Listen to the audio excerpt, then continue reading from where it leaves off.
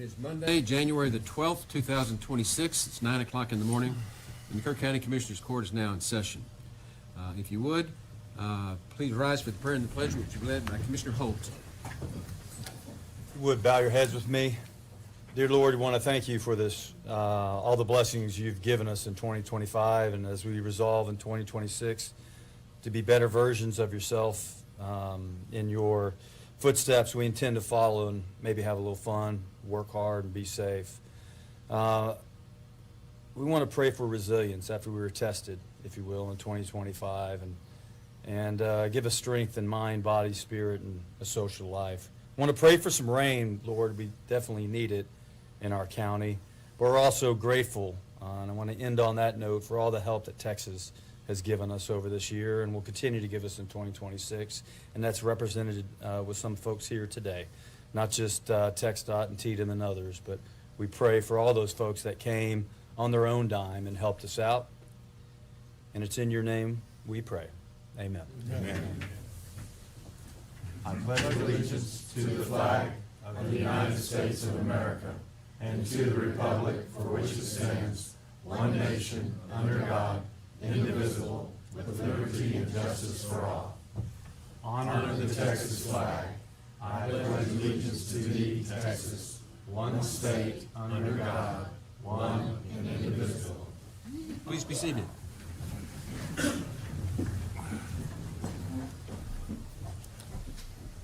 Okay, first reminder. These little things, everybody has them, right?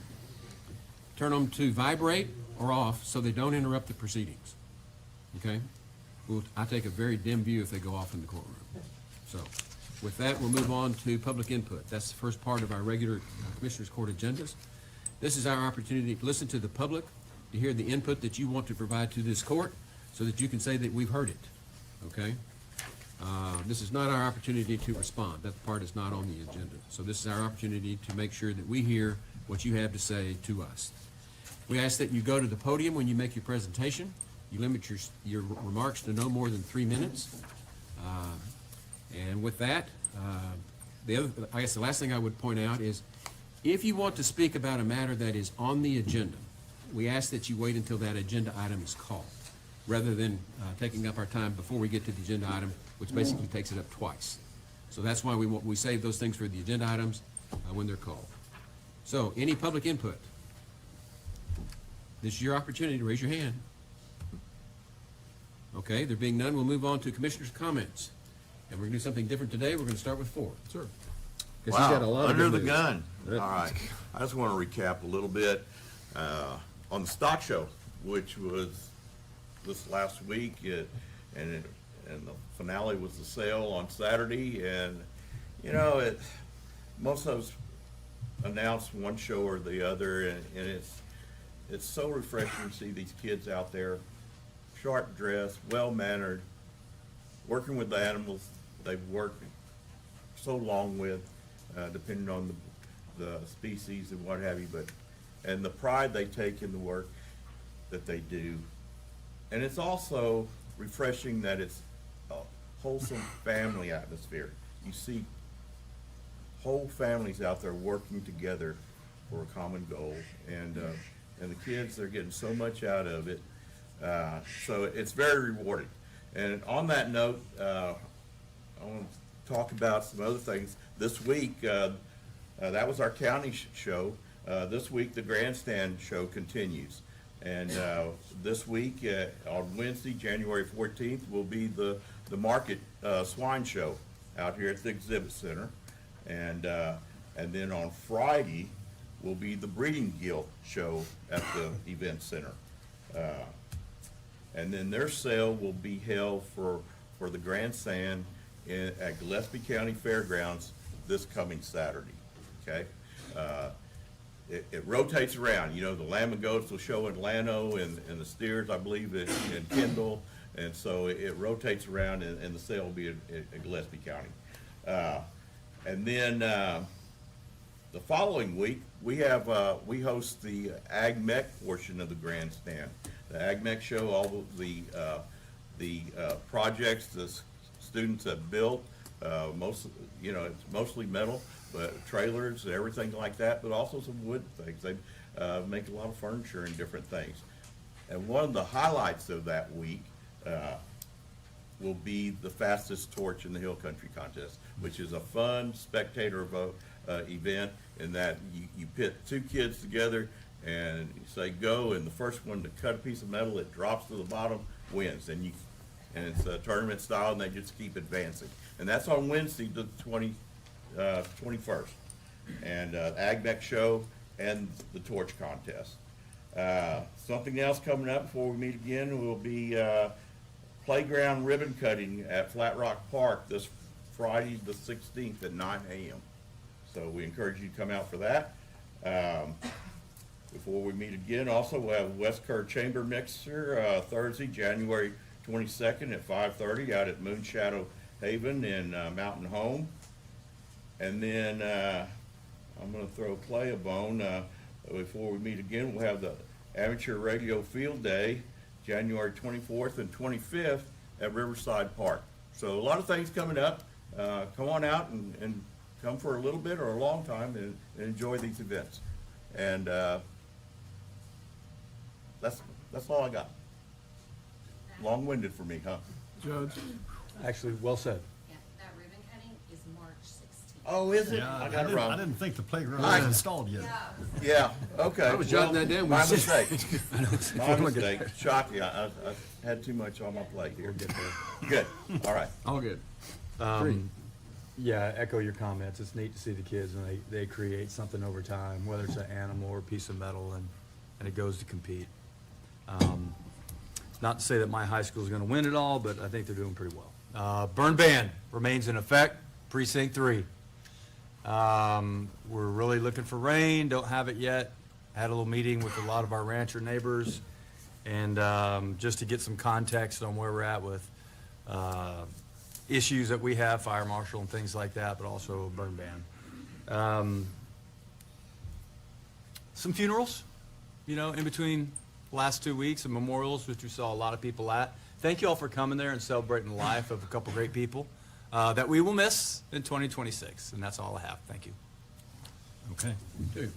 Well, I think Don got the memo that I was going to give him the time that I normally take, so I echo the burn ban is in effect for precinct 2 as well. In fact, it's in effect for all of them. Right. And I'll just say that I really enjoyed announcing the market meat goats last Thursday, which I seem to be the market meat goat guy. So, but it was a lot of fun, and I echo all the comments that Don made about the kids and what a great event that is to support, and how important FFA and 4-H are to the future of our county. And that's all I'm going to say. I've got a lot of other stuff on battery energy storage later. I like this. Yeah. Well, that's Y'all what can you went first for a start change. with me from now on, I guess. Yeah. Real quick, a couple of things. The stock show for me was a little different. I loved it. It was awesome. I saw a lot of you folks out there. But for me, it also kind of marks that we're starting our recovery. We're moving back towards an area of normalcy, which is the exciting portion of that. We got to see everybody as though nothing had happened.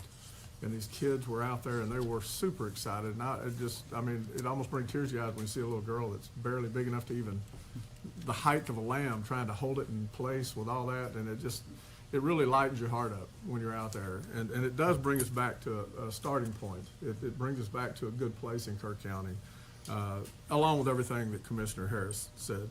Don't forget our VFDs. A lot of them are having fundraisers right now. Participate. You've all seen how critical they are to Kerr County, and we need to support them and support them heavily. So when you see those opportunities, please take advantage of that, because they depend on that a lot. And the rest of it, this is going to be an exciting and long agenda. We've got some really important issues on this agenda that I'm looking forward to, that again reflect how we're moving forward in our recovery phase. So with that, I'll let you get us going. Okay, I do have some final remarks for the court this morning.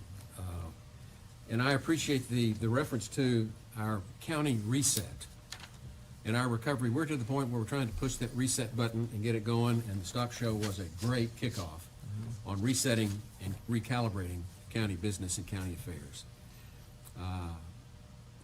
I remembered back when COVID hit, and some of you remember COVID, Steve Bauer and I had to get together and talk about what to do about the stock show, because the very existence of the stock show, the life of the stock show, was at risk. Is what do we do? And what we finally decided to do, this is back in 2020, 19, 20? 20. Coronavirus year, whatever. 2020. We used to host the district show. How many people here remember the district show? Hundreds of trailers, hundreds from all over the area came. It was the district show, and we would have, what, I think 30 different groups that would come here, and it was standing room only. And those were what Steve and I recalled as the glory days. And with COVID, we were no longer able to do that. And what we did do was ratchet down from a district show to a county show. And we did that region-wide. And what you're seeing here is the county show. So in that context, let me explain to you the success that we're having in resetting here in Kerr County.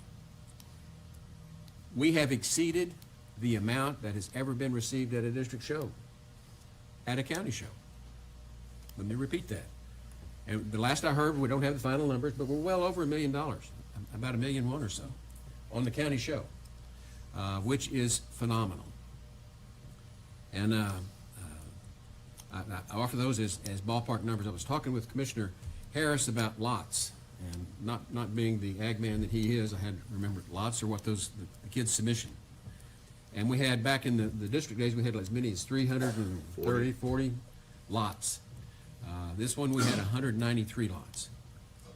193 for one county, that would be in excess of what was half of the district before.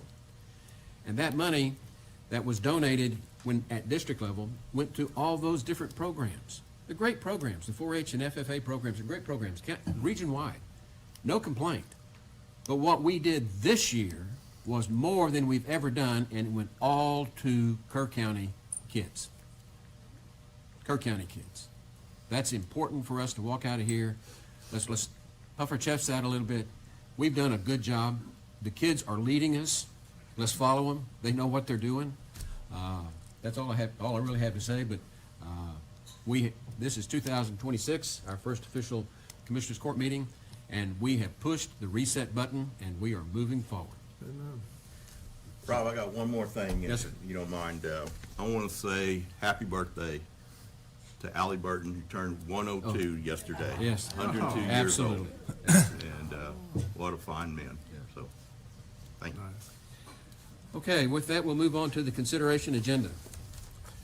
The first item is a timed item, and we do that on purpose. And that is to prioritize your time so that you don't spend more time here than you need to. Let me call the agenda item, which is 1.1. It's the Texas Department of Transportation presentation regarding the 2027 through 2030 Rural Transportation Improvement Program, or what we call the Rural TIP. The Rural TIP is upcoming transportation funded projects within the next 40 years in Kerr County. And we have Andres Gonzalez, who is the district engineer, and we also have Clayton Rips here with us, and welcome, and you may take the podium at this time.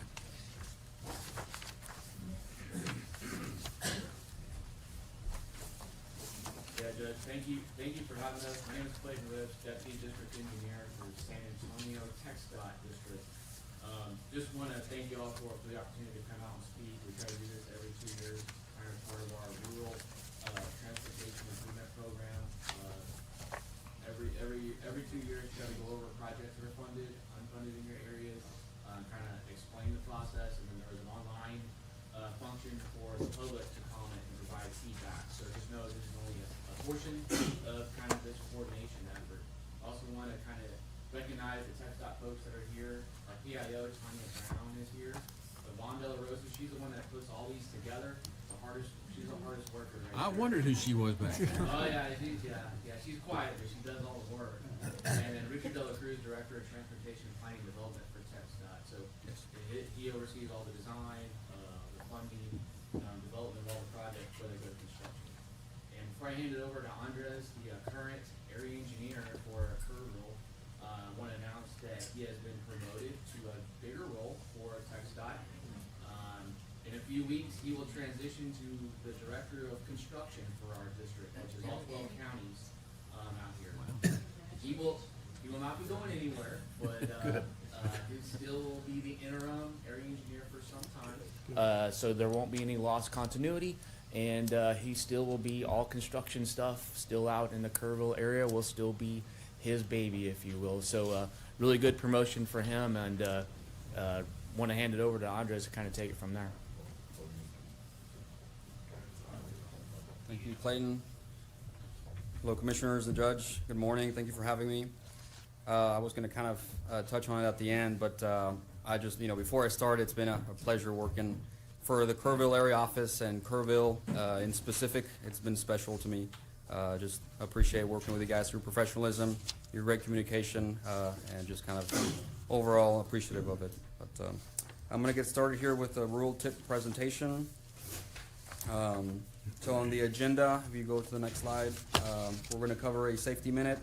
I'm going to cover just San Antonio District and its boundaries, go over the rural tip concept and how it works and how it impacts you, how projects are selected, and then we'll go over funding and next steps, and if we have a little bit of time, we can talk about some projects as well. Okay, so for my safety minute, this campaign has changed recently.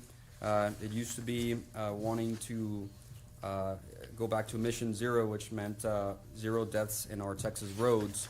I still kind of like to cover it because it was a very impactful statement and concept. The last deathless day on our Texas roads was November 7th, 2000, and that's still the case. So it's been a really long time with that message being, please share the importance of paying attention in our roads with your peers and loved ones, so that we can kind of achieve mission zero. The new concept is drive like a Texan, and that is kind, courteous, and safe. So kind is that simple, treat others the way you want to be treated. Courteous, courtesy isn't just about being polite. Show respect by letting others merge, giving plenty of space, and practicing patience on the road. And then being safe is the most important part of any journey, is arriving safe to your loved ones. Okay, this next slide shows the San Antonio district boundaries. All counties shown on the map within the dashed blue line. Not all of these counties are part of the rural tip. Comal, Guadalupe, and Bear, and half of Kendall, shown here in light green, are considered urban counties and are part of the Alamo Area Metropolitan Planning Organization. The light green and hatched light green is the proposed AMPO boundary. The counties showed here in dark green are rural counties and are part of the Alamo Regional Rural Planning Organization, known as ARPO. The projects included in the San Antonio District's 27 to 2030 rural tip are located in Atascosa, Bandera, Frio, Kendall, Kerr, McMullen, Medina, and Uvalde, and Wilson. Basically all these competing for funding for projects. Okay, the rural tip is a list of local projects to be funded over the next 4 years. This means that all projects included in the list are expected to be underway within 4 years following its approval. It's multimodal, which means it can include projects relating to highways, bicycle, pedestrian facilities, transit services, and freight projects, as well as the preliminary studies used to define those projects. Rural tip is meant to show regional agreement on the need and priority of a transportation project, so all parties involved can be sure they are making the best investment for the community. It is also expected to be consistent with the projects and objectives included in the regional long-range transportation plans to ensure that all agencies are working towards the same goal. The rural tip is part of the statewide transportation improvement program, which is the STIP.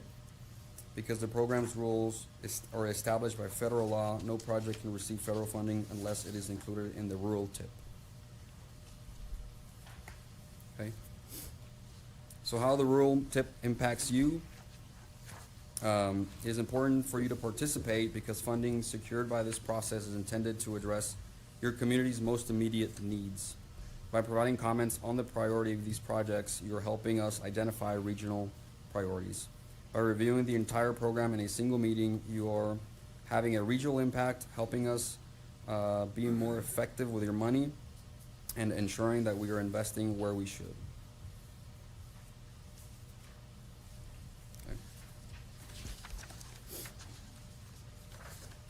All projects are selected for the rural tip.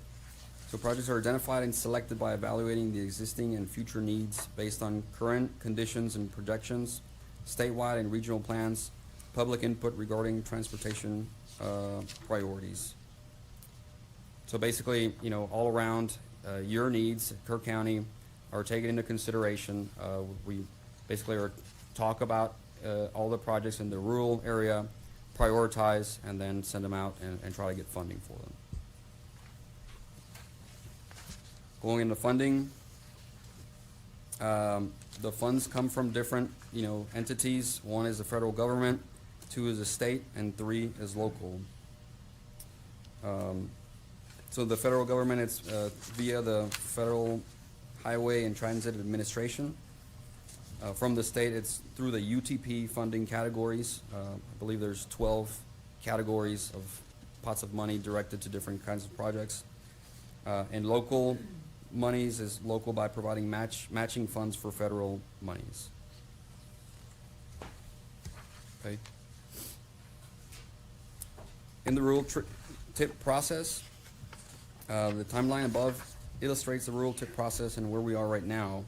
Once comments have been collected and considered, the San Antonio District can provide a revised rural tip for approval and integration into the statewide document.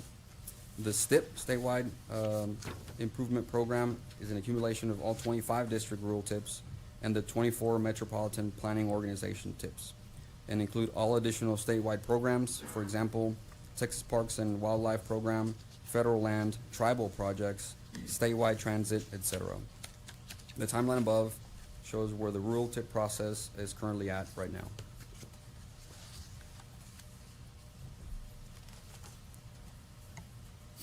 Okay.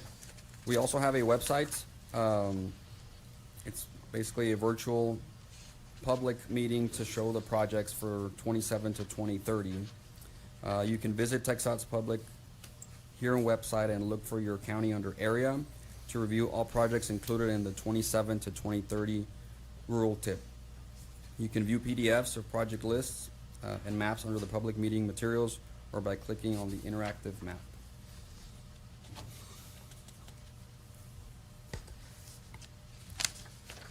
So how to provide comments? You can either mail a comment or email a comment to Yvonne De La Rosa or myself, and we will gather those comments and take those into consideration for the next round of rural tip.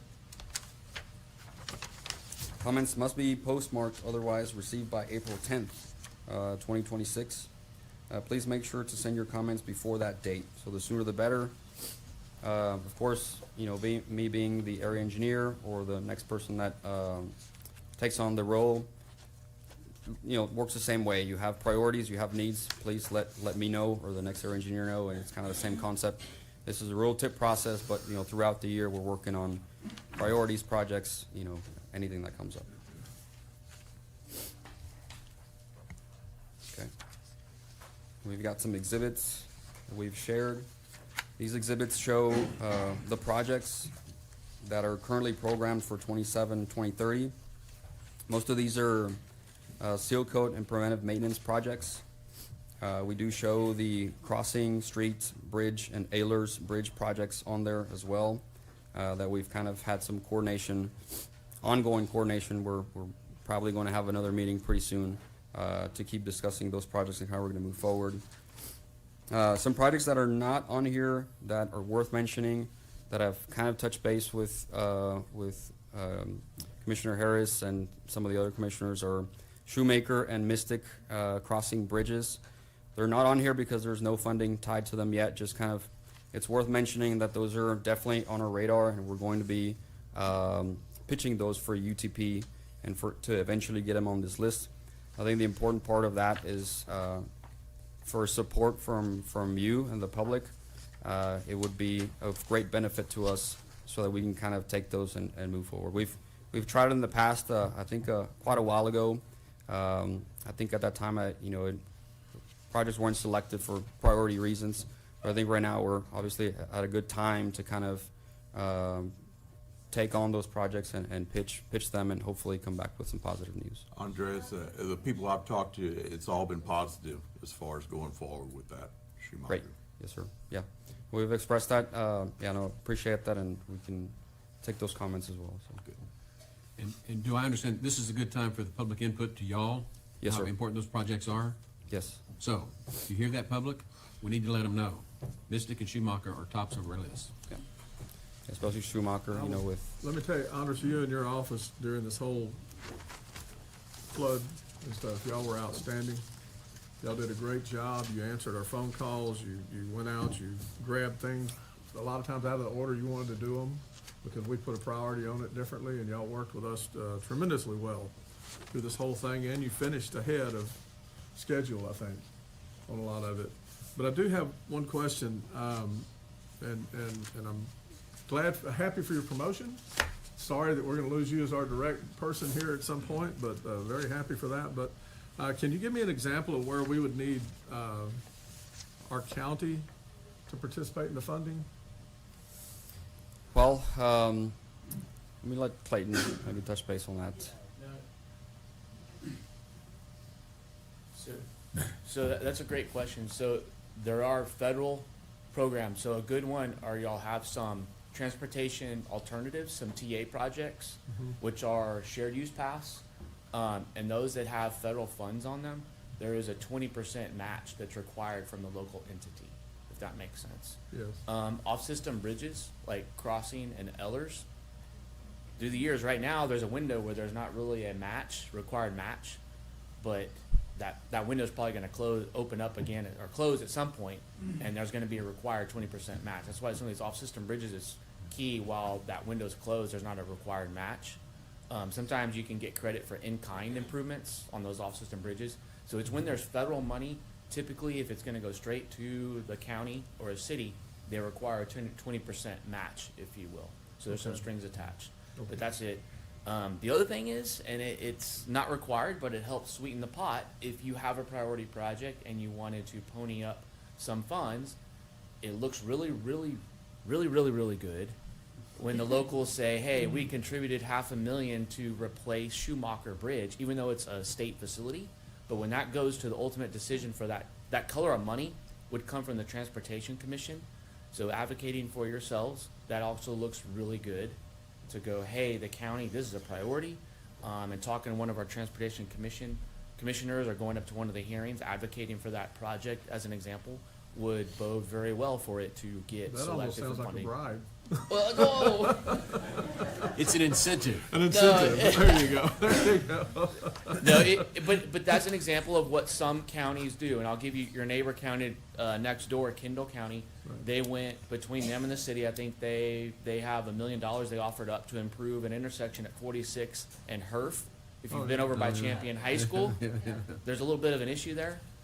So You think? that has helped leverage another $5 million of funds. But they're in the MPO, but that's kind of an example, Good. and that's the way to do it. Yeah, And that's it's what I not, needed. it's not bribery, it's just No, enticement. I was just, It's incentive. And Clayton, Yeah. I just want to point out that when it comes to Crossing Street Bridge and Ehlers Bridge, you mentioned in-kind services, and my understanding is the county fulfilled our obligation on both of those bridges a long time ago. So Right. we're just waiting on TxDOT to actually, deliver the modifications to the bridge or new We're bridges, working on it. whatever. Unfortunately, as we've started our design, and then after there was a little bit of a rain event, that now we have to go resurvey because Understood. everything changed. right. But it did help us, because we went out there at Ellers, and we found a very good spot where we felt, hey, if we get the bridge above this, it will, where the water kind of sat there for a couple weeks, that, hey, this is actually gonna be a better benefit, and we have a real good, real live water line to work from. And so I think that event, good that came out of it for that crossing, will help improve things. Okay. Well, and again, y'all been outstanding here in Kerr County. We appreciate the heck out of you. No, I appreciate it. The leadership Andres showed, during that time, I was up here all week with him, and it was an interesting endeavor for sure. But It was. no, I appreciate the support, and we'll commit to kind of the things we've worked on. And we thought the Schumacher and the Mystic, now is the time to strike to try to get those bridges replaced and upgraded. Okay. I want to acknowledge Brian Compton, that was a big part of our meetings and what have you in the early stages in July and August, and he did an outstanding job, so hats off to him. Thank you, and that basically about wraps it up. I appreciate your comments, Mr. Harris and Commissioner Jones. You know, the team here in Kerrville, local guys are really great to work with, so really won't take a lot of credit. It's a lot of hard work by those guys, so. Any other questions for us? Thank you. This presentation's on your website. I mean, you mentioned people submitting the request for whatever in, so is that the best way for the public to get it, or? Yes, sir. Yeah. I'd love to share an email with them, all my constituents, and. Yeah, I let think on the them know. packet we shared there's a flyer, yeah. You've got already my list for precinct 2, but Yes, sir. I'll remind you. Will do. Okay. Okay. Thank you. Thank you. Thank you very much. Thanks for coming in. Okay, next item on the agenda is 1.2, consider discussion, take appropriate action to approve entering into an interlocal agreement with the Upper Guadalupe River Authority for implementation of outdoor flood warning system and possible future watershed protection measures. Former Commissioner Letts and Tara Bushnell.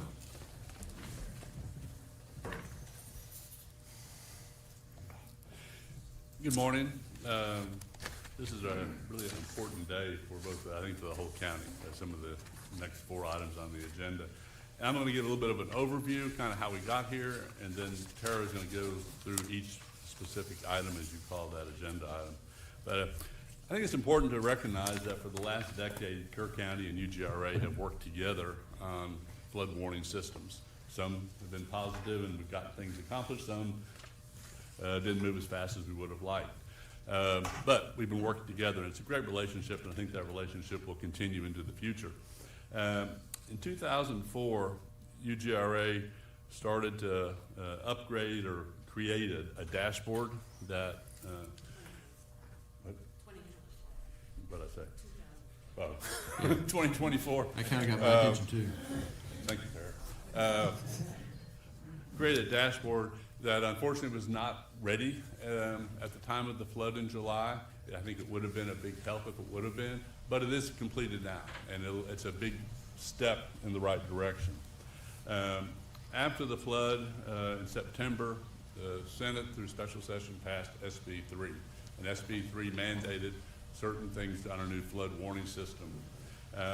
Those funds were then designated to the Texas Water Development Board sometime in October, and after that, things started moving slow. That's important because they were going through the normal process. It was not classified as an emergency action at that point, and the timeline that they were working under the Water Development Board would not have had those funds really available until June of this year. UGRA, the Long-Term Recovery Group, and others really started talking to the governor's office. UGRA, we went to Tara, myself, Director Rector, went to the legislature, visited with a number of the senators and or senator staff and representative staff, and we also started a lot of communications with the Texas Water Development Board. Out of that, I don't think that was full credit goes to UGRA. Other counties probably did the same, but we were certainly leading it. The governor basically told the Water Development Board that was not acceptable, that they needed to have a fast track system, and then in December 16th, they came up with a new system that allocated $1 million automatically to each of the 30 counties, or up to $1 million each of the 30 counties that were designated as disasters by the governor in July. And then there's an additional $250,000 that could come out, that could be upgraded by Executive Administrator's Authority. So that's kind of where we are. We've been working on that fund. Those funds will go to the county. That's the only way they will flow. So the first item will be an interlocal agreement to kind of coordinate the relationship between Kerr County and UGRA. And then there's some other additional agenda items after that. But this is it's an important first step today to really get this thing going. UGRA has or is about to put out an RFQ for an engineer to oversee these projects. That'll be a date coming back towards the end of the month, and then we'll immediately hire that individual, and that person will work on the RFPs for the system. We are still committed and think we can make the deadline of having sirens, at least in the hearing distance of all of the camps on the North Fork and South Fork and City of Ingram by May 1st. And that's our goal. There will be additional steps down the road, additional funding requests. Some will come from the county, some may come directly by UGRA, but a lot is going on right now.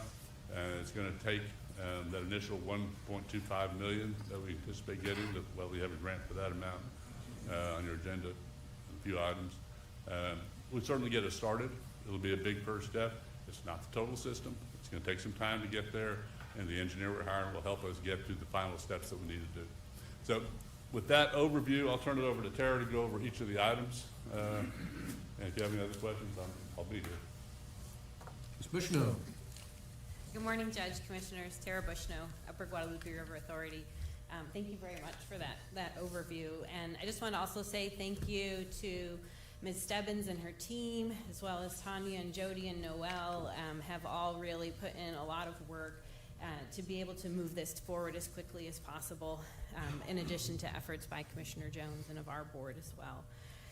So the primary purpose of the ILA, which is this first item 1.2, is to develop that mechanism for UGRA to receive the Water Development Board funds are going to be granted to Kerr County for the development of the flood warning system to help us keep moving forward as quickly as possible. And this first amount is really focused on that siren system being developed, that grant program for sirens and siren components for that Water Development Board has announced. As Jonathan Letts mentioned, this really continues our partnership between UGRA and Kerr County to make significant advance on the flood warning system for our community. UGRA board is going to consider this interlocal agreement at a special meeting this Friday, the 16th at 3 p.m. We'll have that agenda posted today. And then there will be additional agreements in the future that define operation and maintenance, and that brings in our cities as well into this system. I'll make a motion that we approve entering into an interlocal agreement with UGRA. Well, I'd like to finish. She wasn't here. done? No, No, that she was wasn't. that was I actually thought the she end. was That done. was Is it the end. time? Yes. Yeah. It's time for the vote? Well done. So can I finish? Yeah. Okay. So, again, I make a motion that we approve entering into an interlocal agreement with the Upper Guadalupe River Authority for the implementation of outdoor flood warning system and possible future watershed protection measures. Second. Got a motion and a second to approve the ILA with UGRA as presented. Any other discussion? Just one note.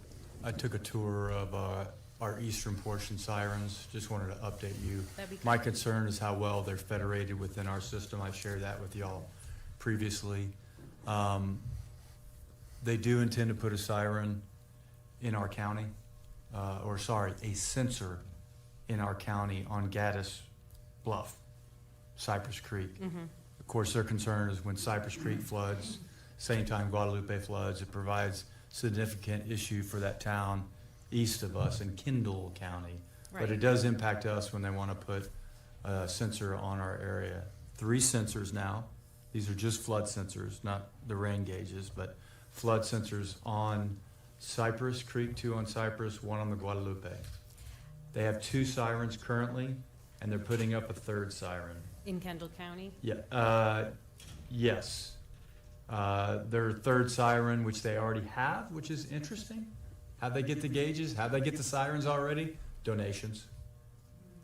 They have a long history since 1978 of having sirens and a few flood gauges. That's great. And they know who to go to, and they had a vendor already. So they're a little ahead of us, which, I mean, I'm grateful and I appreciate that, but we have to do a little coordination to get that sensor installed on county property on Cypress Creek on Gaddis Bluff, just to make sure you're tracking that. Very 'Cause good. I had That a is not meeting. part of this ILA, right? No. That's correct. Okay, but thanks for the information. Yep, I just wanted to get it out. 'Cause Okay. Federation is my concern. I'll touch base We've got- with you later about a good contact to, Yeah, I need to pass that all along into Yes, Road and please. Bridge too. We've got needs in the west and needs in the east. Mm-hmm. Okay.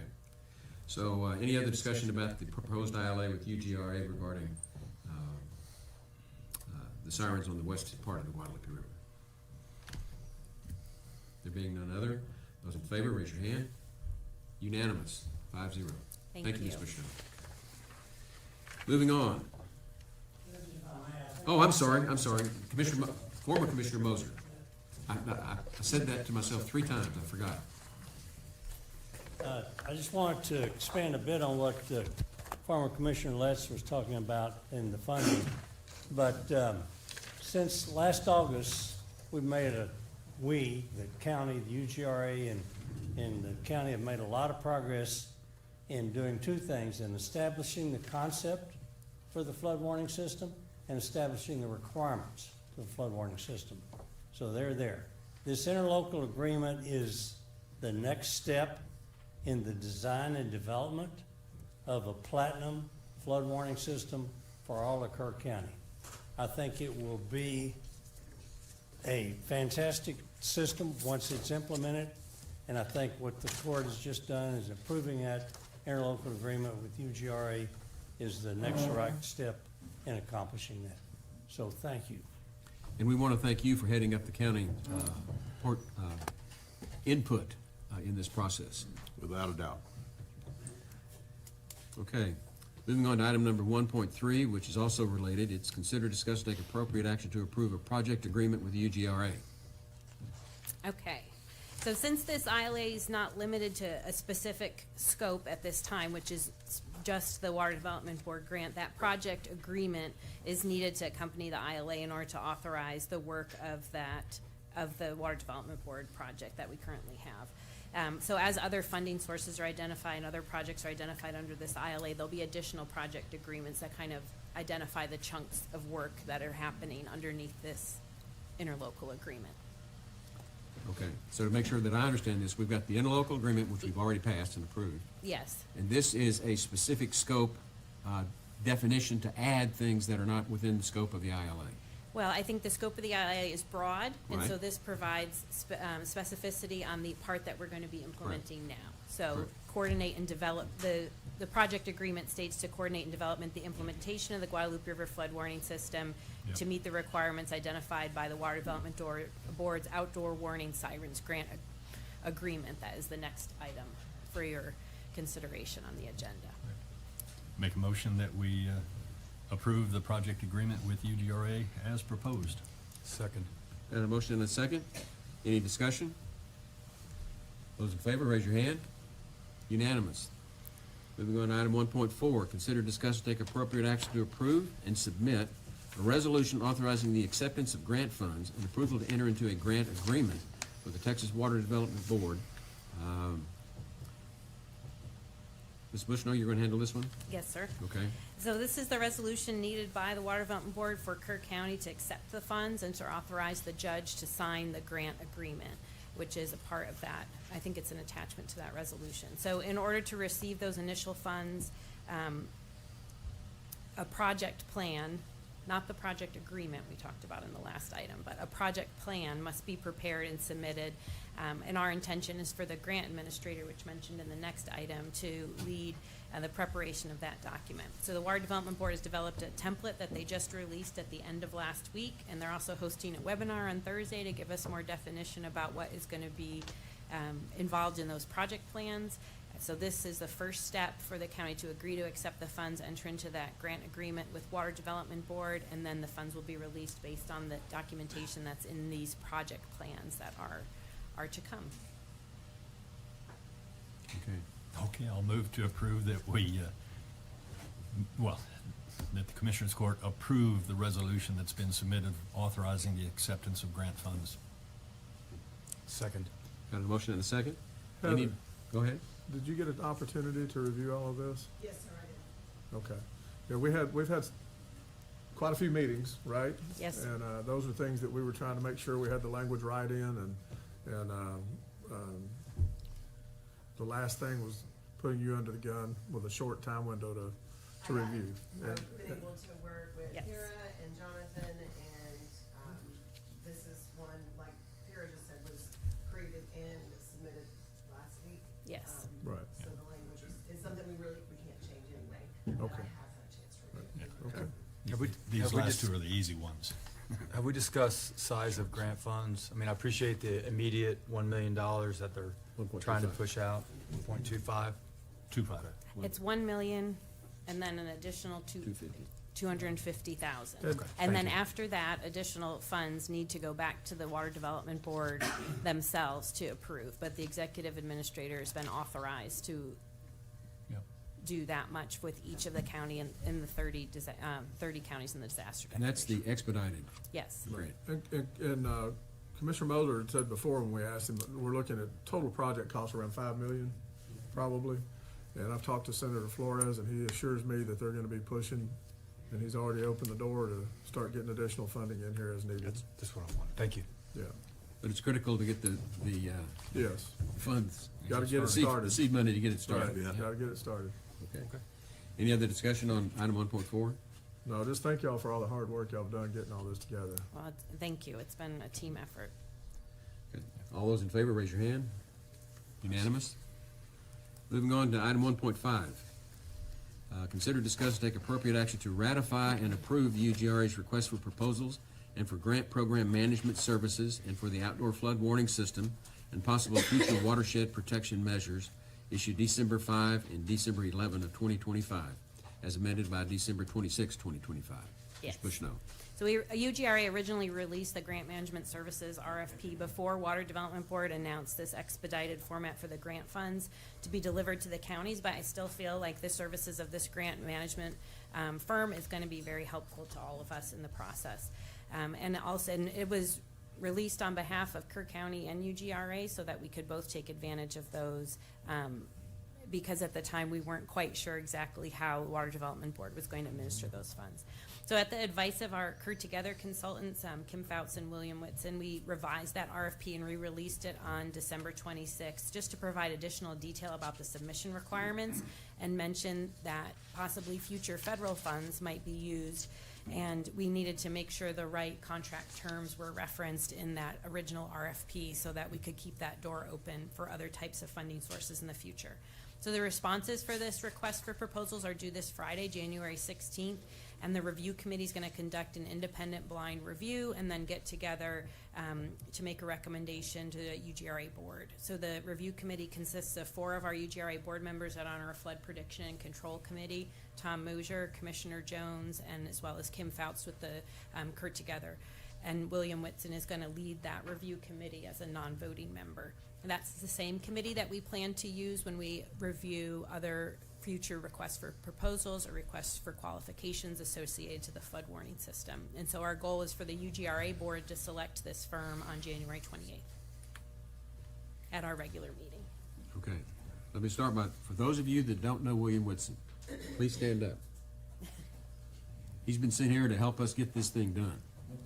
And what we're doing, we've gone through items 1.2, and we're now at 1.5. That's what's before the court. I need a motion to approve that. I move for approval. Second. Got a motion and a second. Now the floor is open for discussion. You can see each one of these steps builds or buttresses the other.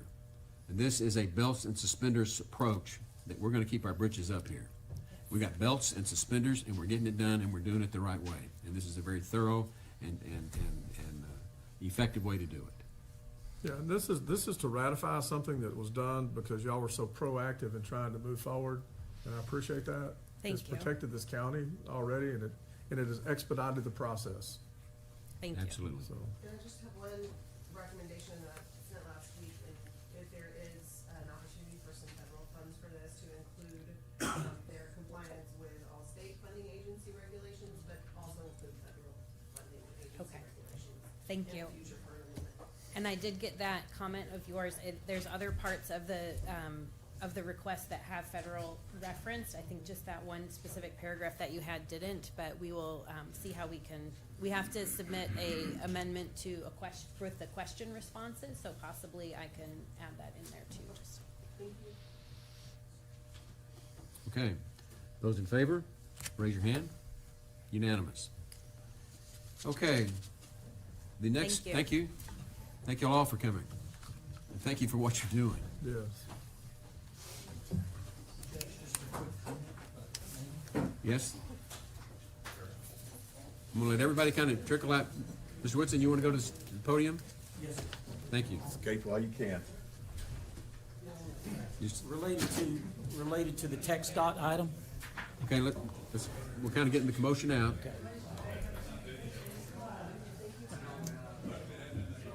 Okay. Okay. Yes. Get the door closed. William Whitson, Senior Consultant to the Long-Term Recovery Operation. Yes. Related to the text dot item, I noted that there was a window of zero match, which perked my ears. And we are developing what we call the RIM report, of Recovery in Motion, which is a comprehensive list of projects that we need to implement to respond to the disaster. And it seems to me that putting those bridges on there and maybe including it in the plan would be a step forward that you may want to consider. We'll be back in the future to brief you on the RIM, and just wanted to mention that. Keep nagging us. Sir. Okay? Thank you. Thank you. Okay, next item on the agenda is item 1.6, consider, discuss, take appropriate action to approve request from the Kerr County Joint Airport Board to obligate debt to pay for the tractor and shredder for use at the Kerr County Airport. Mr. Griffin. Yes, sir. We're bringing these three items today to try to close out the purchase of a tractor out at the airport. This one is the obligation of debt to pay for the tractor. Again, backstory is we've got $40,000 a year that we're maintaining in our budget to do mowing services at the airport, and so basically what we're doing is applying those dollars to this effort. The last item, the second item, I'll get ahead of myself. One at a time. Yes, sir. Well, we'll discuss the budget amendment in 1.7 is where I was going. Okay. I'll make a motion to consider, discuss, take appropriate actions to approve that request for the Kerr County Joint Airport Board to obligate debt to pay for that tractor and shredder in use at the airport. No second. Got a motion and a second. Any discussion? Yeah, last time you were before the court, you talked about the dangers of the grass and stuff. We're seeing an increase in predatory type birds around the area. But you talked about it already being high. Have you taken care of that? Well, it's still present. As we had the cold weather and the grass is laid down, of course, the homes and whatnot for those type of animals hopefully is kind of closed as well.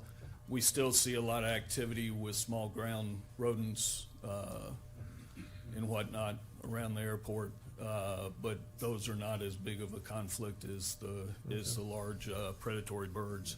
Okay. Everything seems to be shutting down due to. Well, I'm asking that question at this time because you're wanting us to obligate the debt towards it with the money that you got. Yes, sir. And if it needs to be handled today, it needs to be handled today on the. It would behoove us.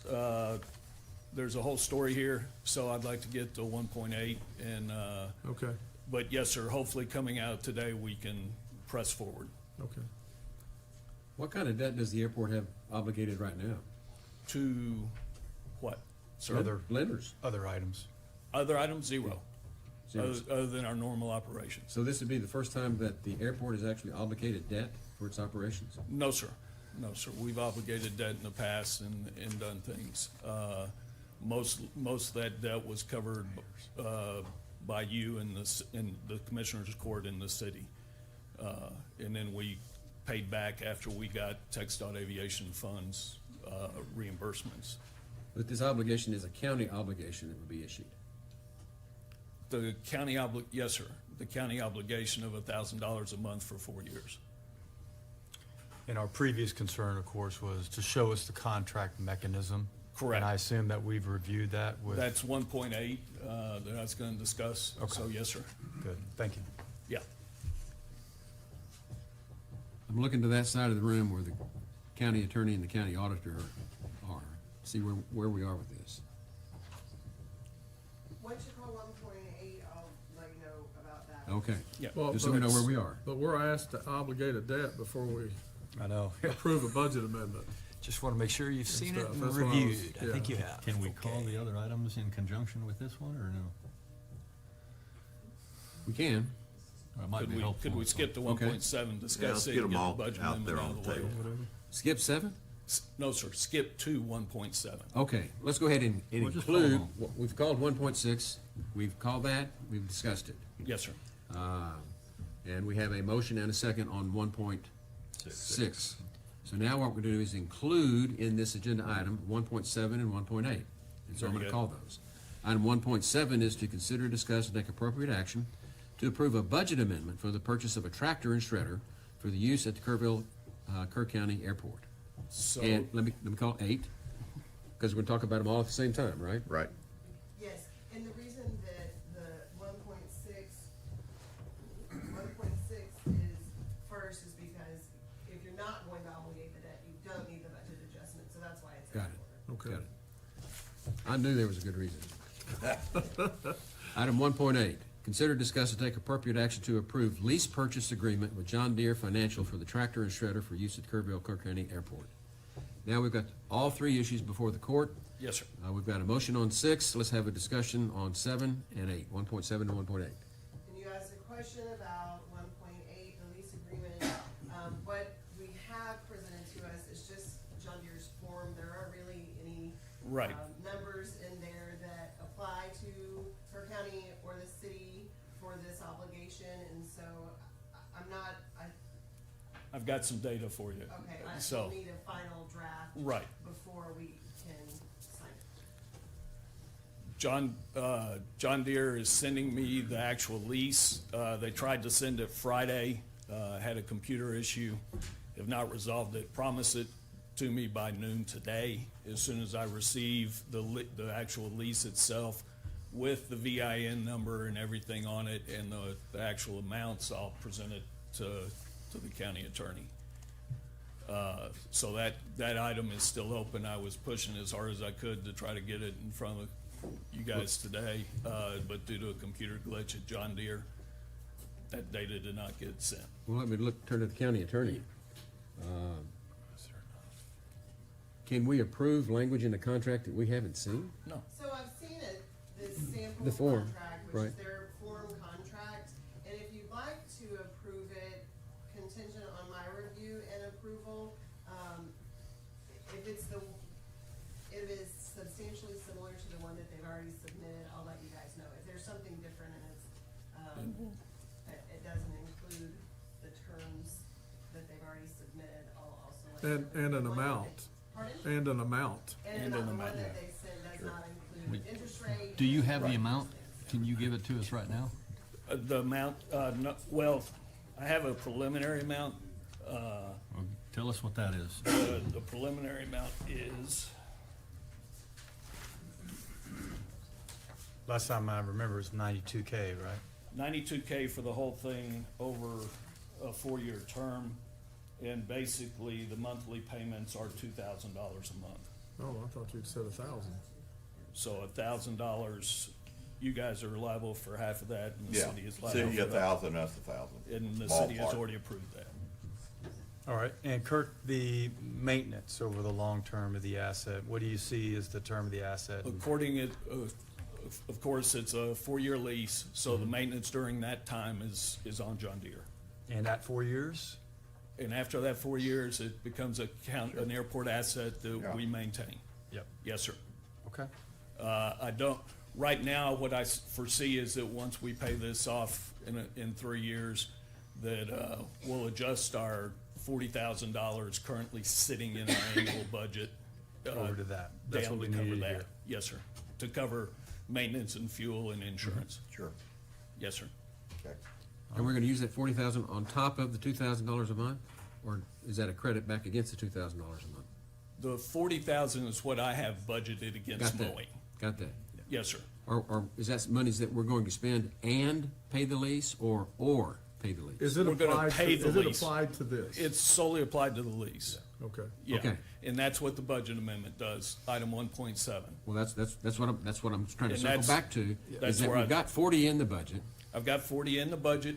I'm trying to move 30 into my capital account to cover the first year of this lease and operations of that tractor, fuel and insurance. Into my capital Your account. mowing contract, is there any overlap? It's over. I It's do over. not have Good. one. Okay, I'm trying to make sure I understand what you're gonna do with the 40.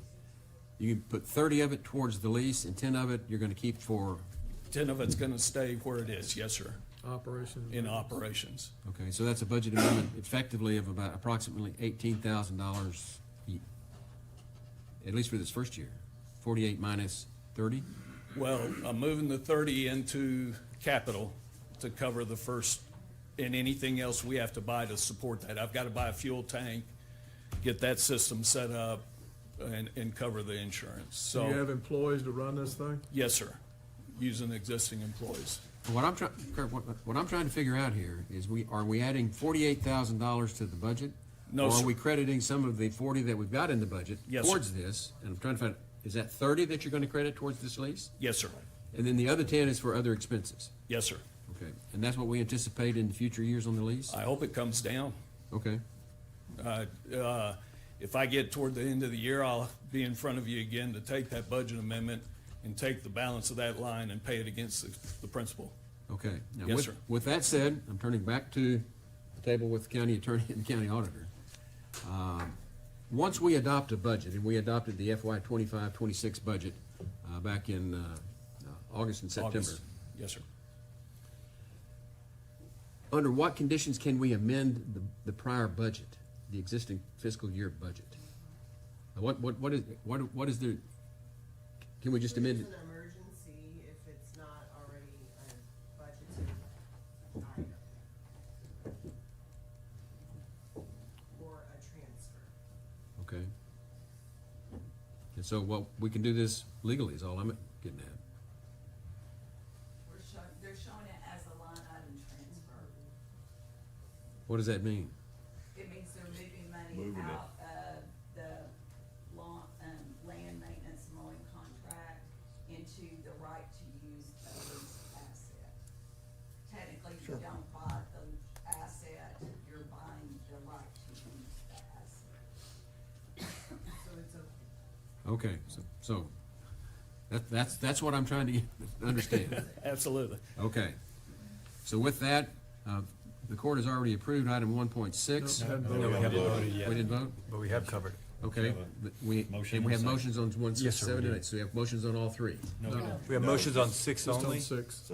and I can make some motions if you'd like on 7 and 8. Let's take Well, care of how do you want to 1.6. handle One at a time. it? Okay. Yeah. So let's go back to 1.6. We have a motion and a second to consider, discuss, and take appropriate action to approve the request from the Kerr County Joint Airport Board to obligate debt to pay for tractor and shredder use at the Kerr County Airport. Yes, sir. Motion and second. Any discussion? Any further discussion? There being none, those in favor, raise your hand. Okay, unanimous. Item 1.7, consider, discuss, and take appropriate action to approve budget amendment for the purchase of a tractor and shredder for use at the Kerr County Airport. I move for approval. Is that a motion and a second? Any other discussion? Those in favor, raise your hand. Unanimous. 1.8, consider, discuss, and take appropriate action to approve the lease purchase agreement with John Deere Financial for the tractor and shredder for use at the Kerr County Airport. Can, And this probably needs to be a conditional. yes. Yes. Okay. Do we need to put not to exceed? Well, Probably yes, you can. That 92? if we're gonna put a number in there, we gotta have the right number. Well, you're saying $1,000 a month to the county, right? Yes, sir. Well, That's, the monies that we're moving covers the lease for 12 months. More than covers the amount of the lease for 12 Okay, months. so if we do this not to exceed $1,000 a month on our side and it exceeds that, are you gonna cover it? Yes, sir. Good enough for me. We're not. Whoa. Commissioner, we're not paying this, this is out of the airport's funds. Yes. Yeah. How it will be paid. So it comes out of mine. Yeah. we're struggling with the Right. language for the not to exceed. I understand where we're Right. going here. But what we're talking about here is a conditional improvement, a conditional approval of the John Deere contract on the basis of the information that has been presented at this time, right? Yes, sir. And you have a copy of that? I do. That's the county attorney? So is the court. And so does our county auditor. We have a copy of all that. And so we know, what that's gonna look like. And so this motion to approve is conditioned upon it not exceeding what we've already got in writing. Correct. And the contract. Review of the contract approval. Right. Exactly. Subject to the county attorney's approval, and if she sees a different number, she's not gonna approve it, I'm sure. Right now, she just has a generic sample. Yeah, understood. We haven't seen the final. Any other discussion? Yes. Is there any concern? It's 2026, you don't have a contract yet? These are 2025 prices and quotes? So far, Yeah, how they get? Yes, sir. So far, every 30 days, I've had to update this to keep the numbers from John Deere accurate since last August. And it went up in September, and the numbers stayed exactly the same, October, November, December. The numbers that the offices here in the building have are good through the 15th of this month. There we go. Thank you. Yes, sir. That's what we wanted to know. Yes, sir. Okay, So with that, so any we'll other make a discussion? motion to approve the lease. No, don't We haven't got a motion, No, we second. don't have a motion yet. Okay, go ahead. You To gonna do approve a lease agreement with John Deere Financial for tractor shredder for use at Kerr County Airport, not to, condition on approval of Kerr County attorney, reviewing the contract not to exceed the amounts discussed in court. Second. Got a motion and a second for conditional approval of the John Deere contract as presented. Any other discussion? Those in favor, raise your hand. Unanimous? I want to thank everybody in this room that helped. It's been an arduous learning process, but I think we made it, so that's good. I want to thank everybody. Okay, with that, we're gonna take about a 10-minute break. We'll come back at 10:15.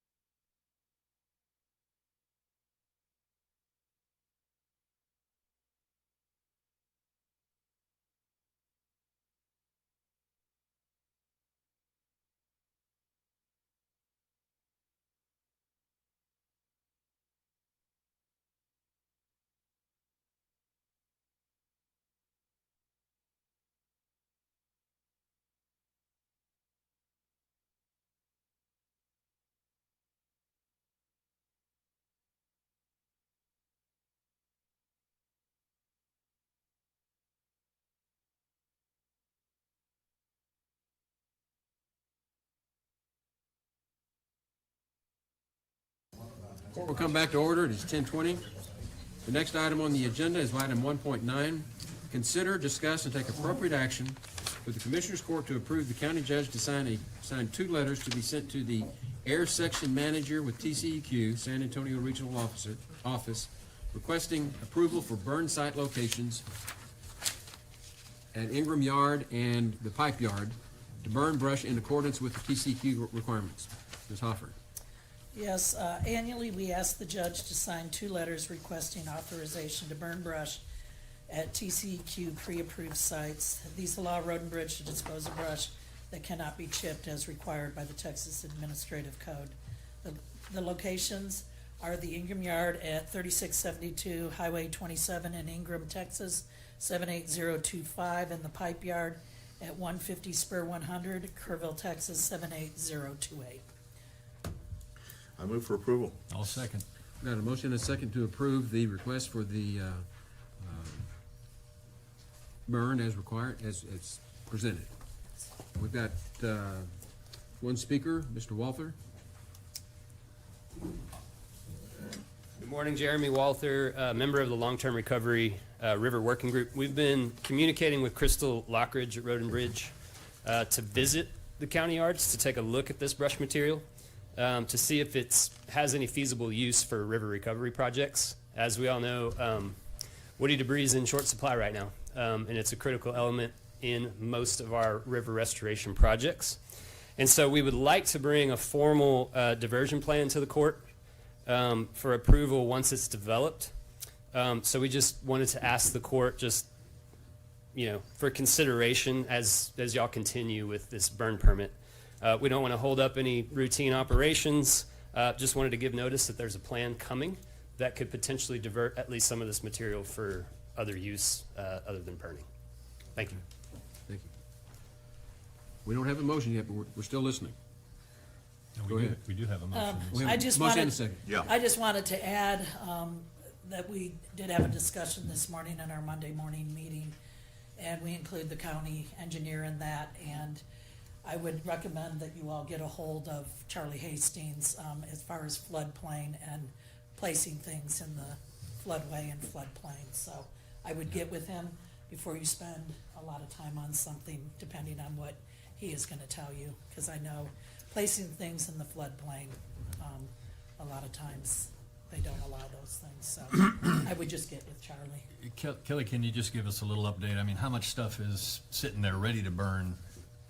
I really honestly cannot tell you how much is out there. I have not had a chance to go Okay.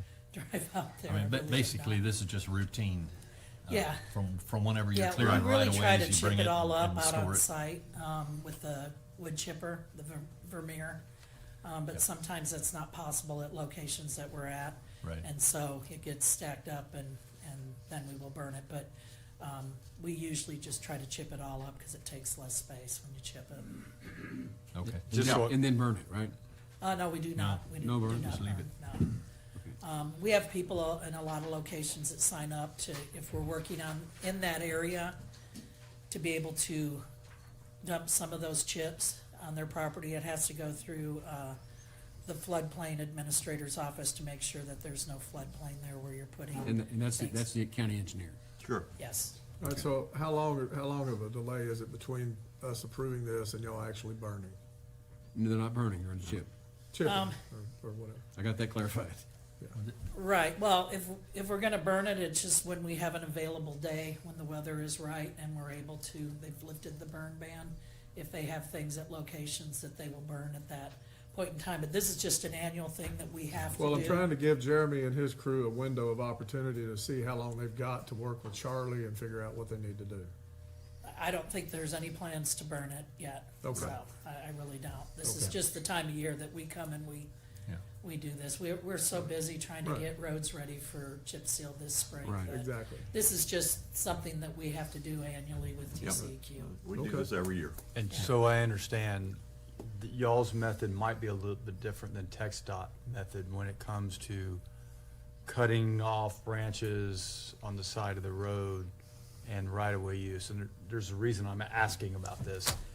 This burn brush, if you will, is this stuff from the site like where those mesquite trees are in that low area in between, or is this stuff that's all brought in because you're cutting down roads and you Yeah. pile it in one area? If we get an area that it's too difficult for us to try to chip it, Yeah. in that location, then they'll load the brush You're into a dump consolidating. truck and we bring it and we dump Okay. it and, you know, once they finally get a pile that they kinda go, okay, we probably don't wanna add any more to it. Yeah. And the burn ban has been lifted. If we have a rainy day and that they can burn and we get approval from TCEQ to be able to burn, then they will go and they will burn it, but there really isn't it's not a set time, and our preference really is to chip it. Yep. Not do that, because trying to haul back Yep.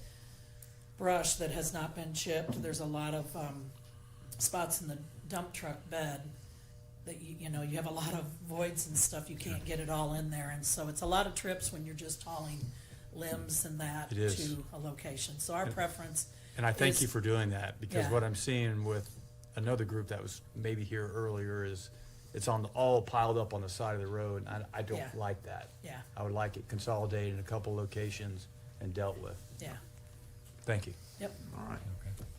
Just so that I'm clear, your request is a road and bridge specific project. To move A road and bridge what? specific project. Yeah. Routine that you do every year. You do Yes, whenever this a- happens. absolutely. Got it. Okay. And there is a reasonable period of time for this inquiry to be made by those that are interested in using the chip for something else? Yes, And that ultimately is decided by the floodplain manager, which is our county engineer. yes, So it's really a two-step process. yes, And your step is just to keep doing your job like Exactly. usual. yes. Got it. Okay. We're all on the same Way page more here. complicated than it needed to be, but. Okay. With that, all those in favor, raise your hand. Unanimous. Thank you, Kelly. Thank you. And Jeremy, be diligent, follow up. Okay, thank you. Okay, the next couple of items, several items on the agenda. 1.10 is consider, discuss, and take appropriate action to approve the interlocal agreement between Kerr County and Llano County for the jail services for the county sheriff and for the county judge to sign same.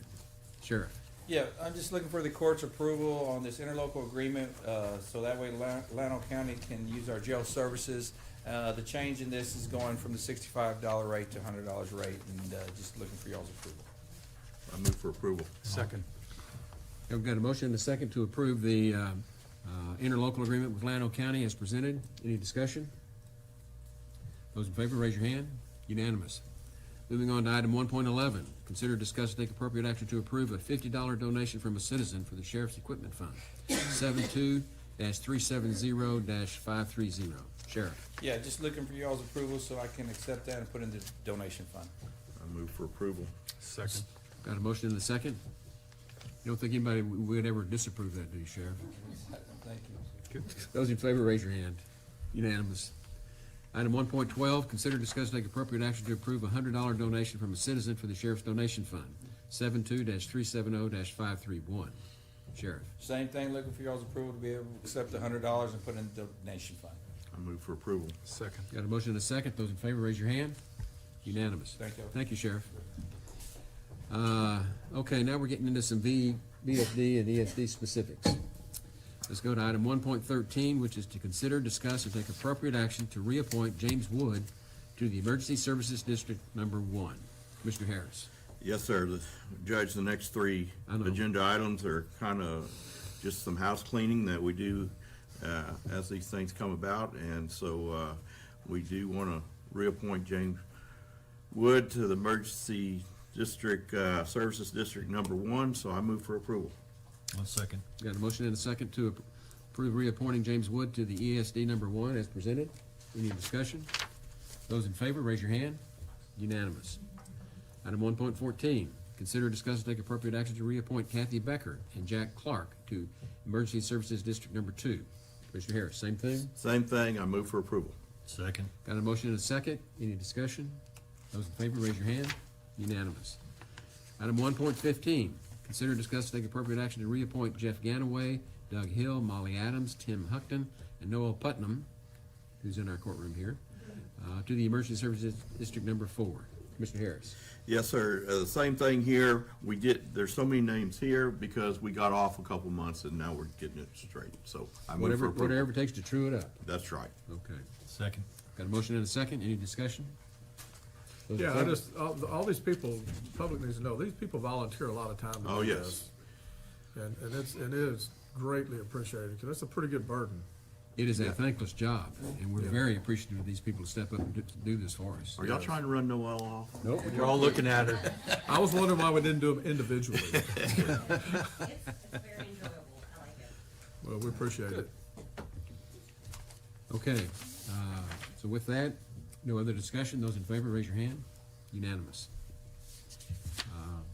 Item 1.16, consider, discuss, and discuss update on matters related to the Hill Country Energy Sub-Regional Planning Commission. Commissioner Paces. Yeah. The main thing that at least I've been working on here lately is coordinating with TCEQ. You know, we have raised a number of concerns about cybersecurity and battery energy storage systems.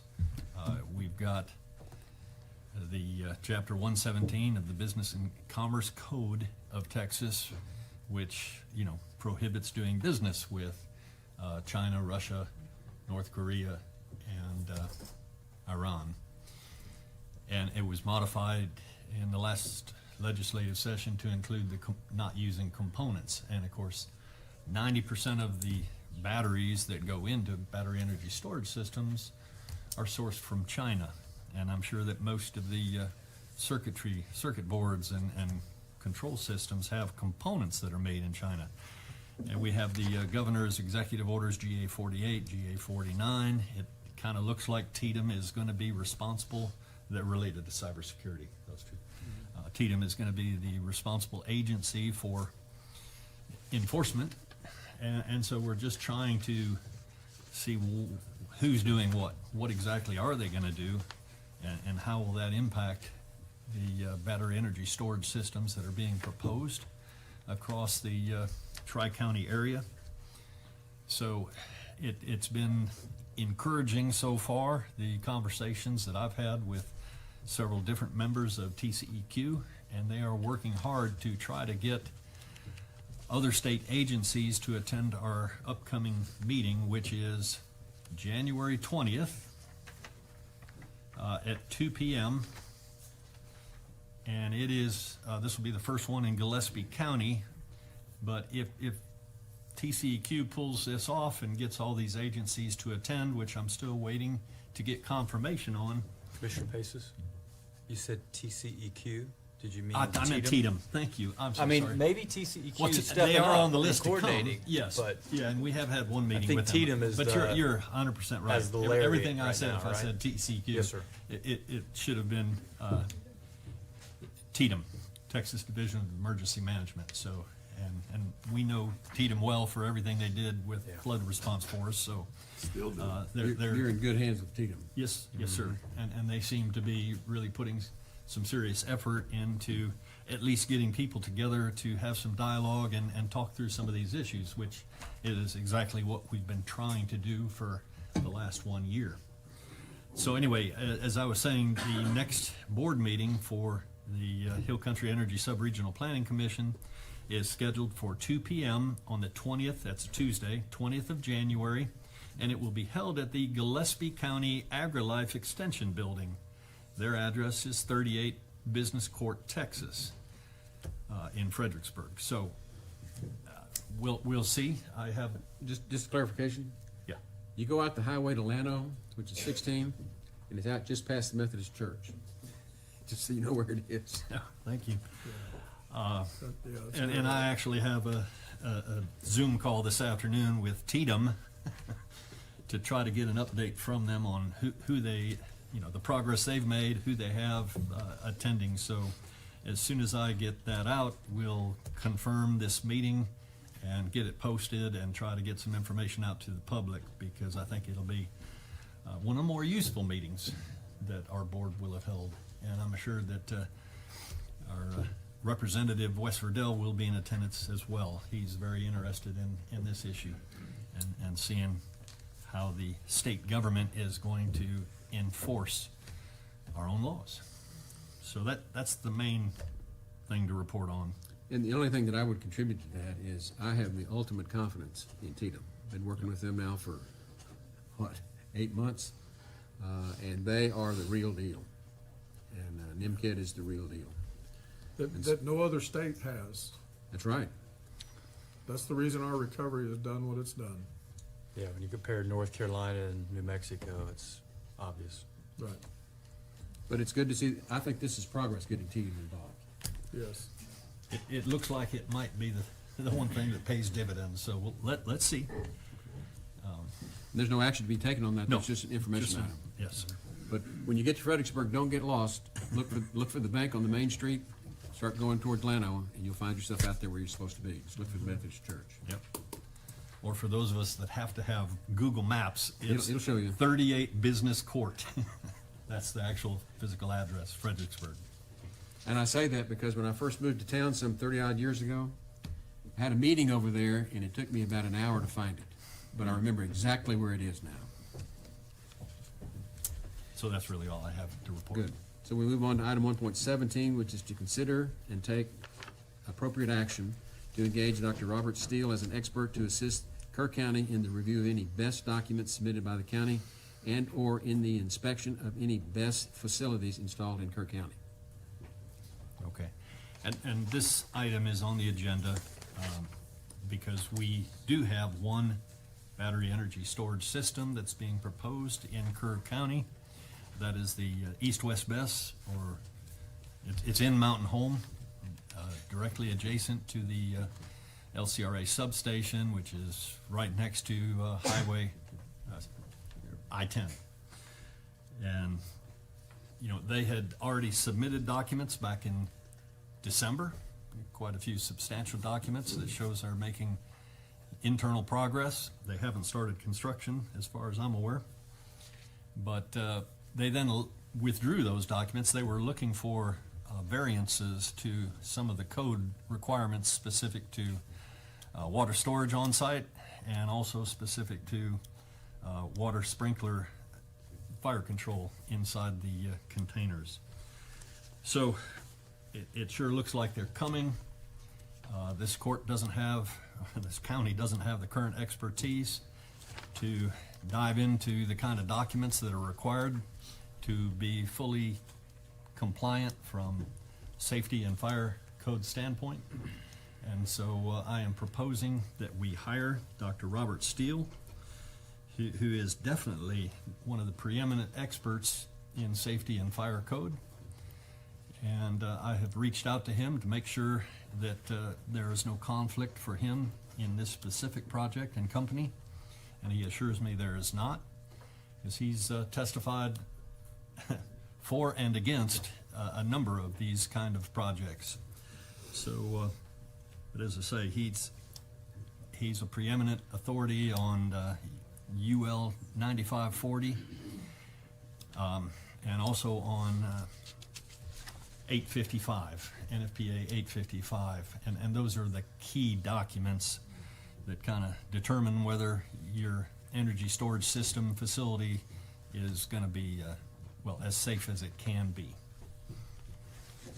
So, with that, I'm going to make a motion that we take appropriate action to engage Dr. Robert Steele as Kerr County's expert to assist in the review of any best documents that are submitted to the county. And if it comes to it, then any inspection of the facilities that become installed. This is an hourly contract, so it's completely dependent on when we ask him to start working. There won't be any retainer or any other fee paid until we specifically ask him to do so. Second. I have one suggestion about his, Yeah. letter of engagement there. In number 10, there's a limitation of liability and indemnification. The county's not authorized to indemnify him for his services, so Sure. I'll just ask that we strike that when we get the final document for the court to sign if it passes today. Yep. That's my only suggestion to that. Okay. Otherwise, you're okay with his proposal? I have reviewed the document for legal sufficiency. Well, then, You can't approve? subject to the deletion of that Number 10. number 10, then I'll amend my motion. Okay, you're good with the amendment? Yes, sir. Okay.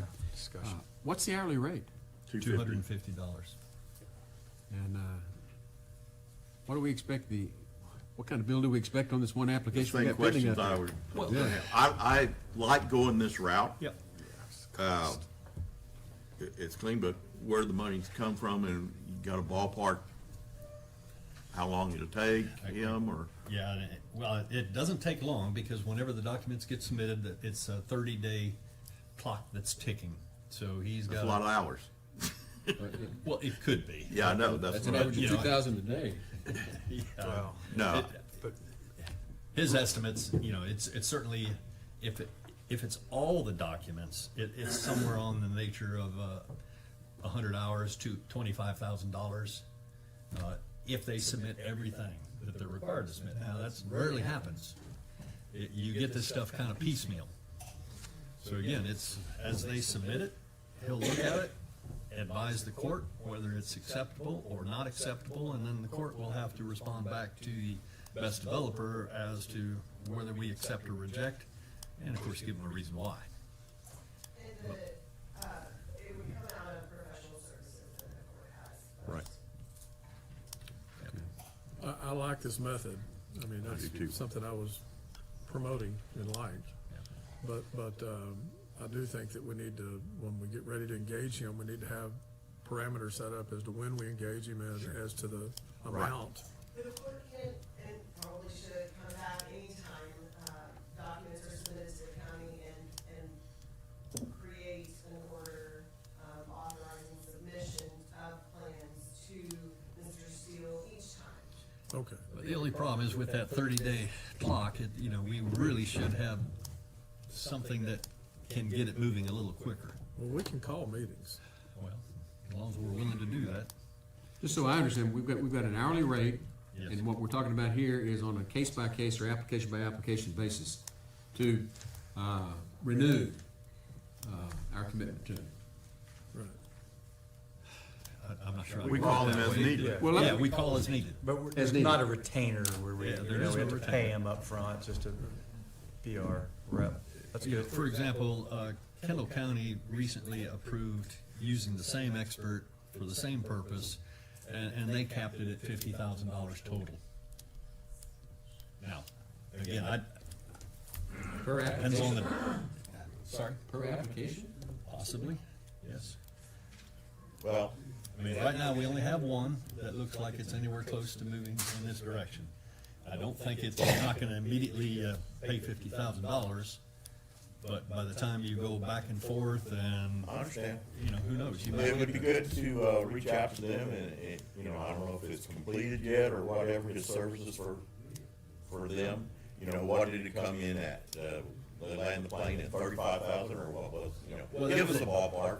For Kendall County, they just like their last Commissioners Court meeting in December. Okay. So they Okay, haven't so gotten that- there. I it's won't not- have any data from them. I think the same individual has been under contract and being utilized in Van Zant County, where they do have a temporary restraining order, and he's done quite a bit of work for them. I can ask, I don't have that number. But again, I like this approach. Just, we need to know some boundaries or. And you can cap it. Right, exactly. If we spent $25,000 Our and budget it stopped them from being able to build out here, it's money well spent. Oh, yeah. Sure. So, okay. And I'm just making sure, I'm looking over at the county attorney and county auditor. We do have a line item for professional fees, right?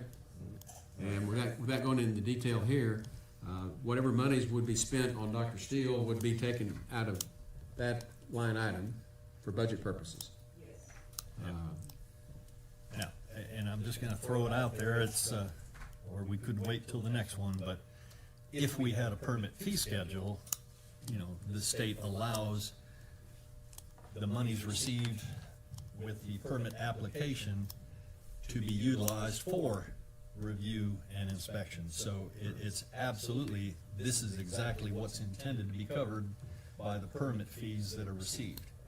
The question is, can we have permits and fee schedules without a fire marshal, and that's under review by the county attorney. But that's really the next item. That is the next item, and I'd like an opportunity to visit with you guys in closed session to give you some legal Yeah, that's advice, fine. on the next item. Okay. Okay. Yeah, I figured that was coming. Okay. So where we are here is, this is kind of the first bite of eating the elephant, right? Possibly. Okay. And so we've got a motion and a second to engage Dr. Robert Steele as an expert to assist us in the review of any best documents submitted to the county on terms that have been discussed before the court. And that's eliminating number 10 in In his contract, yeah. Okay. But that's being applied against an item that's in the existing budget. That's what I wanted to clarify. Correct. Okay. Those in favor, raise your hand. Unanimous. Let's move on to 1.18, and we have some public input on 118. Let's go ahead and get the item called, and that is consider, discuss, and take appropriate action to contract for a part-time fire marshal for Kerr County to adopt a fire marshal permit and fee schedule for the same, similar to schedule used by Kendall County. Do you want me to start with a motion, or would you want to start with a discussion? I know we don't follow Robert's rules to the letter, but technically, we're supposed to have a motion that's on the floor before we begin discussion. Yes, sir. I'll go ahead and make a motion. I'll second. We've got a motion and a second? You're not gonna let me make the motion? You just did. No, He wanted to read it. I was gonna read it, but anyway, that's okay. All right, well, I'm making a motion to take appropriate action to contract for a part-time fire marshal for Kerr County and to adopt a fire marshal permit and fee schedule for the same, similar to that that's being used by Kendall County. Second your motion, sir. Thank you, sir. You kind of stepped on him. Good. You deserve it. Yes. Into a closed session. Yes. Say that again? I just asked for a closed session. On 18? Yes. On this item. Okay, well, let's talk about that. We can Because have our I've got input. members from the public here that want to discuss. talk about this Good. item. And we need to We should let them be have their available to hear what they have to say. But that, we need to hear that before we go into Yeah. executive session. We're not taking them into executive session with us, are we? Well, I just want to make sure. And I want to make sure that the people that want to address the court understand what we're doing here and how we're doing it. Okay, so we've got this item on the table. It is open for discussion. I have two people that have asked to approach the court, and one is Aubrey Berner. If you go first, ma'am. Good morning, Audrey Berner, Kerr County. I want to thank you, Commissioner Paces, for leading us in this hellacious fight. You have been a leader from the beginning, standing with us citizens, helping to form the 391 and being the current president. You have reached out to state agencies to try and have them coordinate. You've spoken with TITA multiple times to get them involved. You've done tremendous research and spoken in Austin several times. You've been a true and powerful leader. Thank you, sir. Commissioner Holt, thank you for completing a tremendous amount of technical research on these BESs, locating substations within our county, and also serving on our 391 commission. All of the companies that I know that want to put BESs in our hill country are foreign owned. Most all of the lithium batteries and many of the components in these BESs are from China, a foreign adversary. My understanding is these companies have to begin construction July of 2026 and be completed December of 2030 to get all of the subsidies from our own federal government. The Commissioners Court in Van Zandt County, along with their Fire Marshal Kevin Palmer and the tenacious Nancy White, have already mastered the blueprint for not just opposing these greedy foreign companies, but winning the battles that will ultimately defeat them. Commissioner Jones, thank you for all you have done as a commissioner and as a gentleman and leader for so many in our community. I have not met a better man to serve as judge for our county than you, but I disagree with you on your stance that we don't need a fire marshal. I know you want to be fiscally conservative and wise in spending, and I respect that and greatly appreciate you for that. But this is not something that we can be reactive to. We have to be proactive in this fight. I know you said so far we only have one BES who is looking to come for sure. One BES is one too many for our hill country. One BES will destroy property value, whether it's a catastrophe or not. Ask Chris Dyer, who lives in Mason County and has a BES approximately 90 feet from his kitchen table. His property had been for sale for years. I was told people drove up to his beautiful home, saw the BES, and immediately drove off. They didn't even get out of their cars and go look at his property. People don't want to share a property line with a Bess. Mr. Dyer has the unfortunate nightmare of sharing a property line with one Bess and having a second Bess approximately 200 yards from his property. He said he has seen smoke coming from the Bess, and sirens have gone off on multiple occasions on those Besses. We need to hire a part-time fire marshal. We can be victorious in this battle if we are proactive, and we have the ability and responsibility to be proactive right now. Commissioner Harris, thank you for all you have done in serving our county and our residents as a commissioner. I understand you do not want a fire marshal coming in wreaking havoc on our small businesses and running roughshod over our business owners. None of us want that either, sir. Businesses are grandfathered with the codes that were enforced when the businesses were established. We want an intelligent, educated, ethical, like-minded individual to serve as our part-time county fire marshal, only to keep us as safe as possible, better protect us, and be the go-to in this county for these potentially catastrophic foreign-owned Besses. I have yet to speak with any fire marshal who is out to get anybody. They just want to keep their community safe. We only want a fire marshal part-time. We can hire him knowing it will only be part-time. It is a trial run, and he may only serve us for a year or so. Remember, my understanding is these companies have to begin construction July of 26 and be completed July 2030 to get the subsidies. The fire marshal does not need to be full-time, and he does not have to serve permanently. These Besses are the greatest threat that I know of coming to our county and to our hill country. This is something that we need to be proactive on. The East-West Bess Company submitted paperwork and documents to the court, and they were already requesting code modification for their project in Mountain Home. Their request was to be an agenda item in Commissioner's Court on 11/24/25. Thankfully, the company canceled. As I stated, the company had already submitted their paperwork and many documents. There is only 30 days to action the company's submission, or it is essentially approved and the company gets to move on with their work. What would our county have done if the company had not canceled? Would we just have been stuck with the Bess with no options to fight it? Fire Marshal Palmer from Van Zant County said our local first responders need to be trained 3 separate times on these Besses. First, before construction, second, during construction, third, right before the Bess goes online. He also stated these companies must submit a site-specific emergency response plan. He said they also need to submit a site-specific hazard mitigation analysis. He further stated these companies have to submit an application fee and pay the fee prior to submitting any paperwork or documents. I believe the fee paid in Van Zant County was $55,000. That one fee will pay for a part-time fire marshal for at least 1 year or more. So the fire marshal is paid by that application fee. Also, when a fee is submitted, then our fire marshal is on the lookout for the paperwork and documents. Neither he nor the county will be blindsided and rushed to act when the paperwork and documents come in. 3 of you men are currently running a campaign and have an election to win. We cannot afford to lose you, Commissioner Paces. You are the only man for the job at this time. You have been steadfast, true, and unyielding in this fight, and you have also been a phenomenal leader in our county. There's not another better man than you to serve for Precinct 2 in our entire county, as evidenced by your actions and involvement in our community. Commissioner Jones, we need you to win and to serve as our judge. I have not met a better man to serve as our county judge. Please keep in mind, I have tremendous respect for each and every one of you commissioners sitting up there. I do not believe our county would have fared as well as we did from the catastrophic flooding of July 4th were it not for you men. I know our representative, Wes Verdell, who is awesome, is also fighting for us in this fight. But as we know, legislation moves very slowly.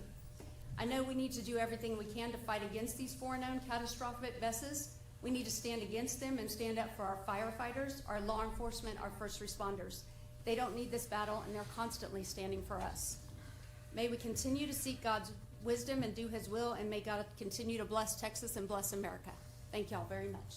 Thank you, Ms. Berger. Ms. Barner, thank you for the kind words, but just a small maybe misunderstanding on my position on this. Okay, yes, sir. At the last court meeting, I thought I was pretty clear that from talking to Commissioner Paces in court here, it seemed like what we're trying to do is to get to that fee schedule.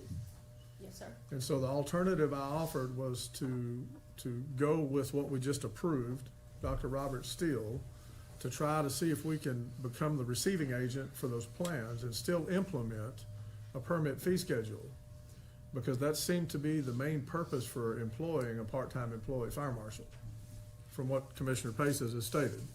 And if that was the case, then why employ somebody if we can bypass that by bringing on a fee schedule to cover the cost, as he so eloquently explained a while ago, that would cover that cost.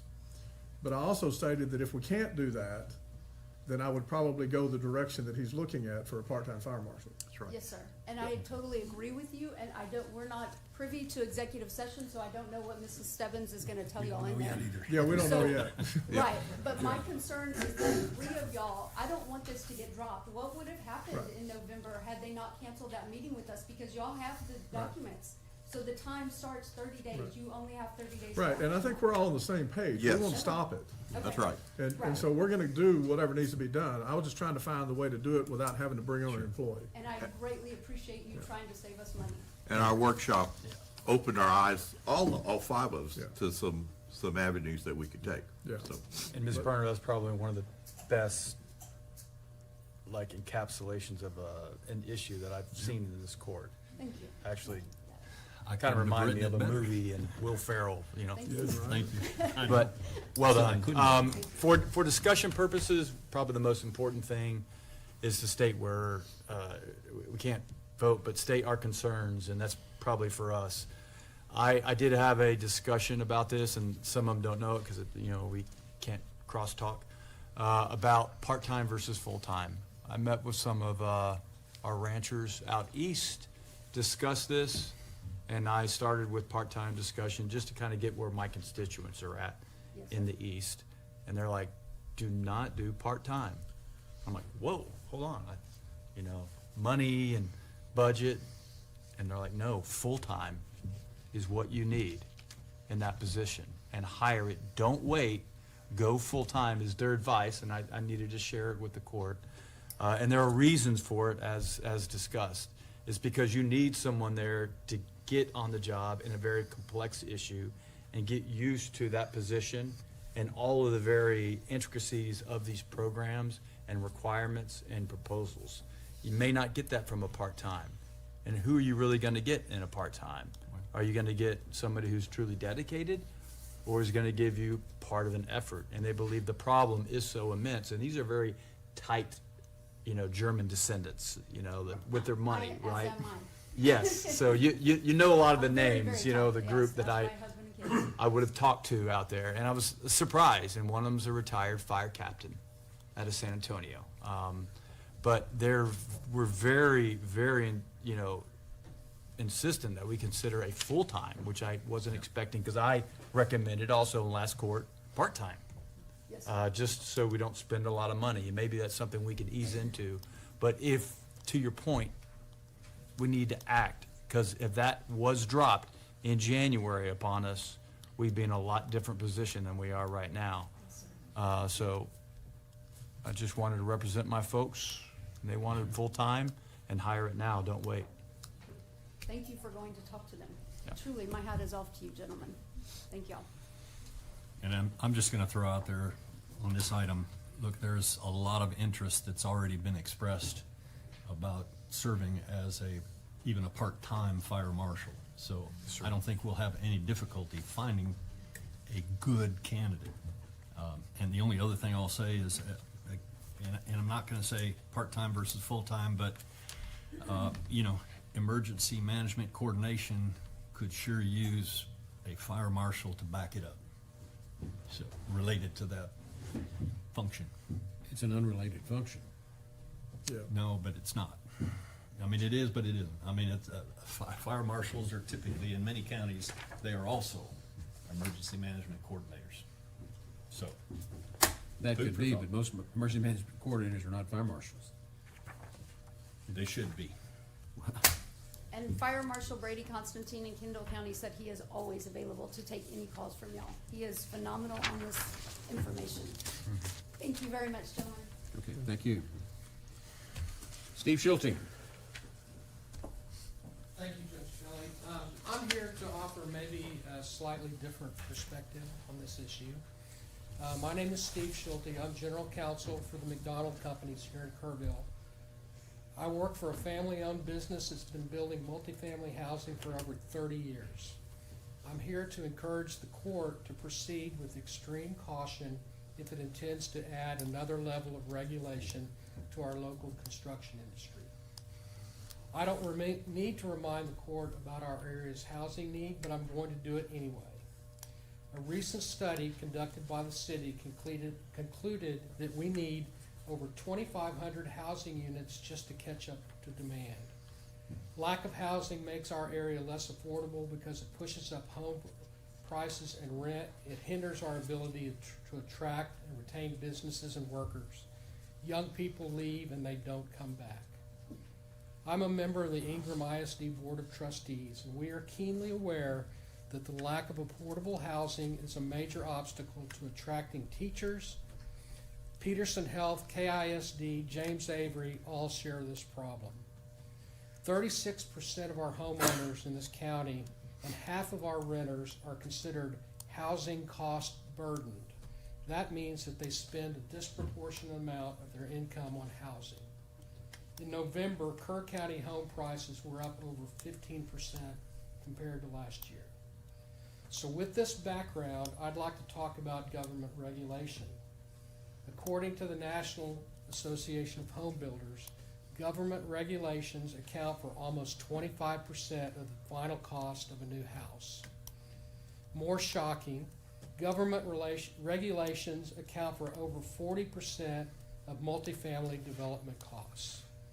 In short, the average cost of regulation in a new home is rising more than twice as fast as Americans' ability to pay for it. I believe that this community, and especially this court, have consistently encouraged less regulation, not more. In fact, many of you campaigned on that very issue. The regulations you are looking at today appear to be a one-issue regulation. It is addressed toward the energy storage facilities. The problem with the regulation is it doesn't just affect the energy storage, it affects everybody in the county. We're looking at hiring another regulator and adding more rules. The cost of the new regulator has not been discussed. We don't even know if it's in the budget or not. Where is this money coming from? I don't need to go into y'all's budget issues. Y'all are very aware of that. You're also being presented with 6 pages of new fees that will be applied to the cost of any housing in Kerr County, not just the storage. The representatives from the city in this room will tell you that in their experience, the fire marshal program is the source of the most contention in the building industry in the city of Kerrville, and is the source of both threatened and actual litigation. It's not something that you want to enter into lightly. I understand that regulation is necessary to protect the health and safety of residents, but it's important to know the financial impact of each type of regulation, particularly with our affordability problems here in Kerr County. While these regulations may be well-intentioned, the costs and burdens must be carefully weighed against their benefits. Sitting here today, I don't think that has been done. I'm asking you to put the brakes on this until your eyes are wide open about the impact of your action on all of the county, not just on these storage units, facilities. Thank you. Thank you for, yeah, thank you, but I'd like to address a couple of the issues that you've raised. And certainly, if the county hires a fire marshal, it will only apply to the unincorporated area of the county. He will not have any authority or jurisdiction over Kerrville, which already has its own fire marshal, or Ingram. They would have to invite him in for a specific purpose. They don't have authority over residential construction, only commercial. I understand that, but most of the opportunity for expanding housing is in the unincorporated areas of the county, not within the city. Well, where there aren't any sewer or water, there's not a lot of large, low-cost housing that is going to be in the unincorporated rural area of the county. Most of it is within the ETJ of Kerrville, where it should be. Well, I don't want to argue with you about the housing opportunities in Sure. the county, but regulations apply to everybody, commercial and residential? No, only commercial. I don't see that in the. Yep, well, read chapter 352.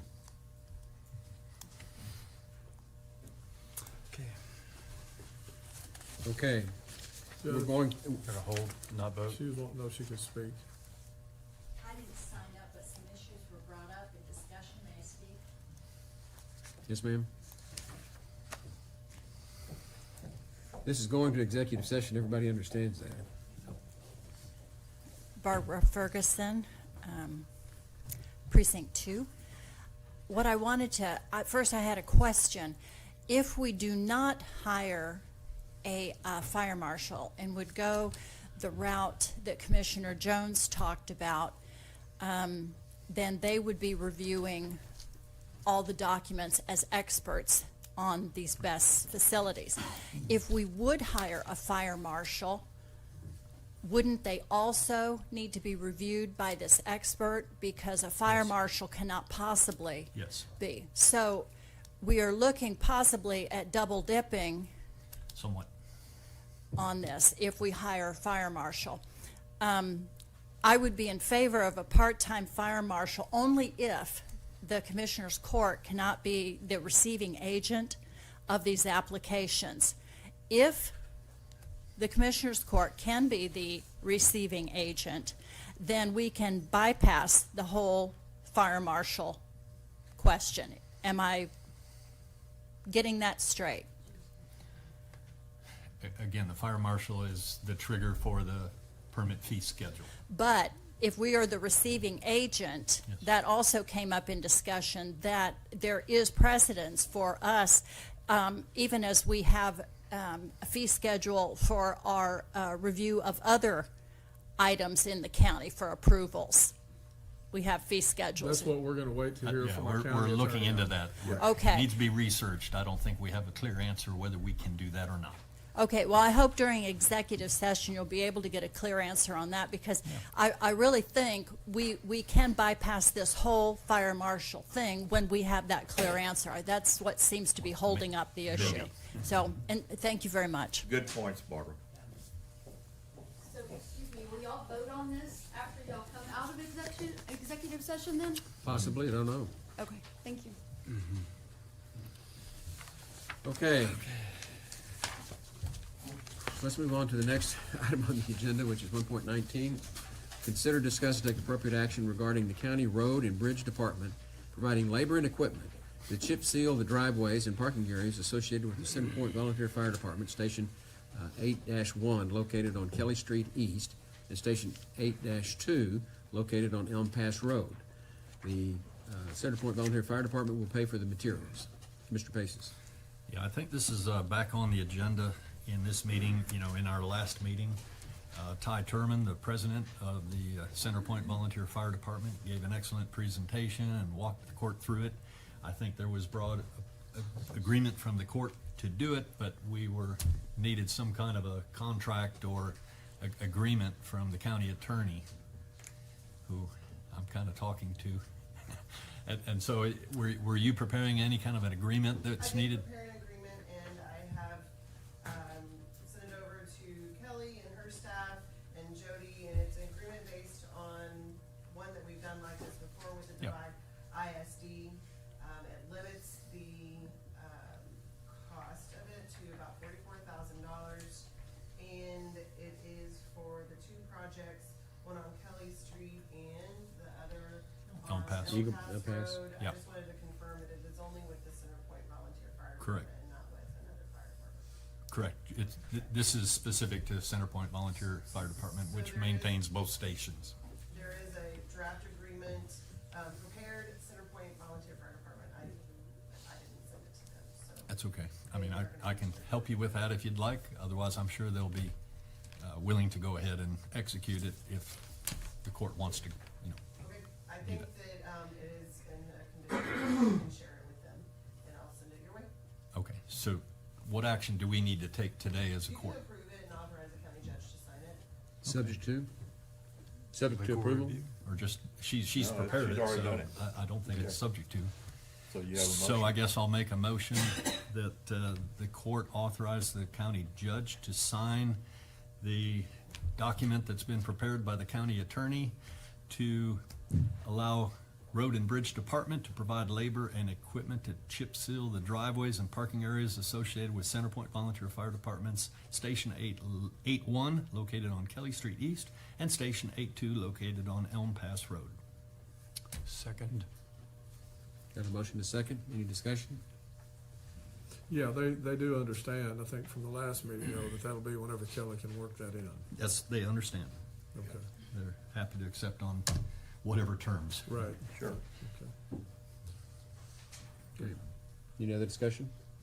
Those in favor, raise your hand. Unanimous.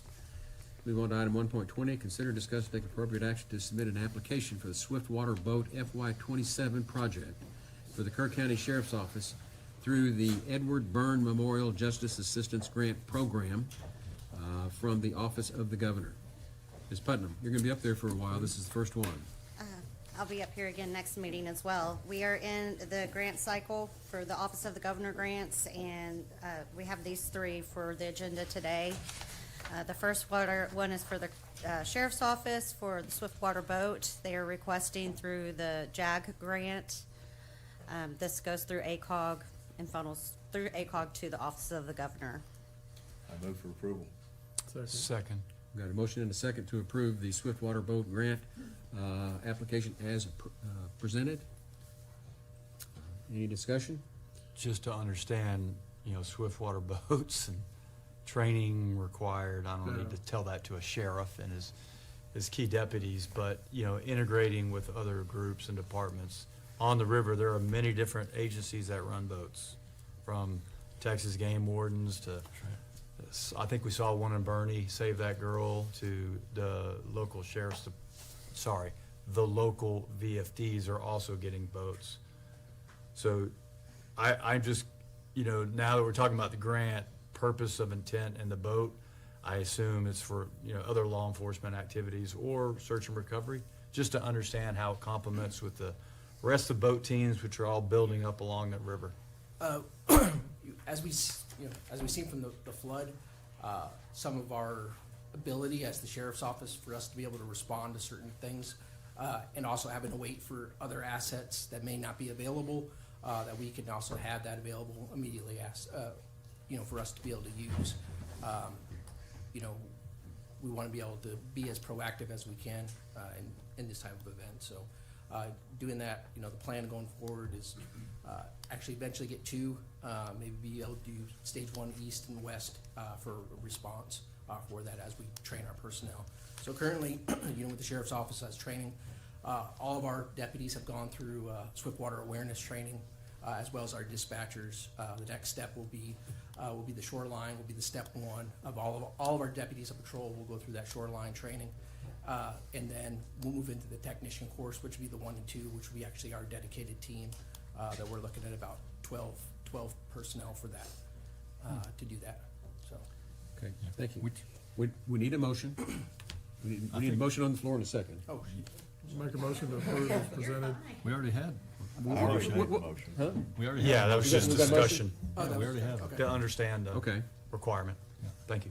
Any other discussion? Yeah, I just want to emphasize, it's all fine, but we do have a Swiftwater response craft that's currently stationed in Mountain Home VFD, and now the Centerpoint VFD has a couple Swiftwater response boats, not to mention a couple Sherps. My only point is, I encourage you to coordinate closely with CARFA and the VFDs and any training programs so that, we truly synchronize any kind of response So as the between as for all the training, various agencies. Task Force 1 will be there, so. As for training wise, we've coordinated with Brian Alexander about that training for the technician stuff as well. We've just kind of seen that, so Hunt doesn't want the capability of doing Swiftwater, so that limits that area to do that. I don't know exactly what the capabilities of Centerpoint are, but when we look at this as, hey, you say down to Centerpoint, all right, so Centerpoint is all the way down there. They have an area of responsibility that's down there at Centerpoint. Same thing with Mountain Home. Mountain Home did help respond, but their assets was very limited. You know, we did have Texas Parks and Wildlife that responded, and Task Force 1, but you know what? Those assets were depleted very quickly on the morning of July 4th. So of us, I think I'm not against it. I just want to make sure that we're coordinated and that we train together and so that everybody understands the capability of whoever might turn up on the river. I mean, Centerpoint did show up in Ingram with the Swiftwater team. Mountain Home was there with their members of the team. So again, it's just coordinate the training because it's very specific and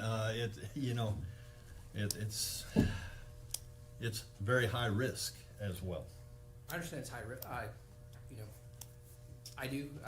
But I think with the sheriff's office, I think we have a little more capability of some of the folks being able to do that. So, you know, as we say, we have some volunteers that are out there, and I know Commissioner Holt has said, hey, with some tough training that they've gone through, I think we have a little bit more capabilities on some things. Got it. Well, let me just say, it was a couple of years ago, literally a couple of years ago, that we had the request for a Swiftwater boat. And we ended up borrowing the money to get one. We didn't really understand exactly how we were going to use them, but we did it. Now we've learned how to use them. And we've learned that one in the county is not enough. And whether a boat is confined to one VFD geographical area versus another geographical area is really kind of up to those VFDs and TARFA. But at some point, we just need to understand, most of those boats that you saw out there, and I've watched as many as 50 in a day going up that highway on 39, going north, going west. 50. I mean, it's just a lot of boats. They came from the Game Warden Service, Game Wardens. They brought them from all over the state to help us. So whatever we do with Swiftwater boats, I've learned what they are. I've learned what their need is. I appreciate the need for it. And if we have grant monies available to get one, I'm all for it. And especially if that boat is available countywide. Which one's the closest? That's right. Okay. Any other discussion? Those in favor, raise your hand. Unanimous. Now on to item 1.21. Consider, discuss, and take appropriate action to submit an application for the Kerr County Rifle-Resistant Body Armor FY27 project for the Kerr County Sheriff's Office through the Public Safety Office from the Office of the Governor. This is another grant application? Yes. Right. And this is, we have gone out for the rifle-resistant body armor before, have received it, and are just continuing forth with, I guess, replacement as well as issuance for standard issue. Before we get into this, let me get a motion. Motion to approve. We've got a motion and a second. Okay. Is there any reason why we wouldn't want more rifle-resistant body armor? No. I want to do everything I can to help you guys out there. This actually should probably finalize, make us 100% for this last grant, depending on what we get. So Good. We have a few that are waiting for an expiration to come up. And this is a grant opportunity for us? Yep. And Yeah. So this is that body armor expires every 5 years. Right. So we're pretty much caught up. Just a few more. And the value of this body armor may be tied into this previous discussion. This is the type that floats when you're wearing it, is that right? The lighter body armor that we discussed and I had seen? No, this would be everyday wear, so this is active shooter response. So Okay. we've kind of developed, kind of changed our stuff to, these are called in conjunction with body armor plates, so our deputies will wear these every single day Okay. from it. So, yeah, it's not a floatable type of deal, so with Swiftwater or anything like that, the PPV stuff, they would lose that, put their PPV on. Yeah. Thank you. Any other discussion? All those in favor, raise your hand. Unanimous. Moving on to item 1.22, consider, discuss, and take appropriate action to approve the grant application for the Victims of Crime Act grant for the 26-27 grant cycle. I don't see Ms. Peter here, but this is something we've done every year. We've been doing it as far back as I can remember before I ever got here. Why we wouldn't do it again, I can't imagine. Yeah, we're still going forth with the same thing. I move for approval. Second. Got a motion and a second. Any other discussion? Those in favor, raise your hand. Unanimous. And on all of these, there are attached resolutions that require all of your signatures. If you guys wouldn't mind sticking around after court to be sure to get all those signatures, I'd appreciate it. That's our job. Thank you. Okay, thank you. Next item on the agenda is item 1.23. Consider, discuss, and take appropriate action to approve Freeburg, is it Freeburg or Freiburg? Freiburg environmental liability renewal for the fuel storage tanks at 3766 State Highway 27 in Kerrville and at 3672 Highway 27 in Ingram. Ms. Zapata, this is an insurance issue, right? Yes, sir. This is our annual renewal for the liability insurance for the fuel tanks for Road and Bridge. I move for approval. I'll second. Got a motion and a second. Any discussion? I want insurance on those fuel tanks, period. I was gonna ask Ms. Zapata about the fuel tanks, but that's not fair. No. That's not fair at all. Just for insurance. Completely agree. Yeah. She's yeah. the head of insurance, she's not Thank the you. head of fuel tanks. Department of Insurance, County, yeah. All those in favor, raise your hand. Unanimous. Thank you. Thank you. We're gonna pass on 124, and we'll come back to that at another date. Move on to item 1.25, consider, discuss, or take appropriate action to approve the contract with the Hunt Volunteer Fire Department. I move for approval. Got a motion? Second. And a second? Any discussion? Those in favor, raise your hand. Unanimous. Item 1.26, which is discussion regarding the liaison responsibilities. I'm gonna pass on that so that we've got more time to work on that. Then we'll come back to, at that time. Next item is 1.27, consider, discuss, and take appropriate action to surplus furniture, 2 filing cabinets, and 1 desk from the Ag Extension Office. Ms. Shelton. Yes, we have a request for those items to be surplus. I move for approval. Second. Got a motion and a second. Any discussion? Those in favor, raise your hand. Unanimous. Okay, moving on to the approval agenda. Item 2.1, which are budget amendments. Yes, you have 21 budget adjustments in front of you. These have been stacking up since the new fiscal year started. There's 5 of them where we're certifying that there's new revenue per local government code 111.0108, and there's 6 of them that we're certifying there's grant or aid per local government code 111.0106. Motion approved. Second. Got a motion and a second to approve the budget amendments as presented. Any discussion?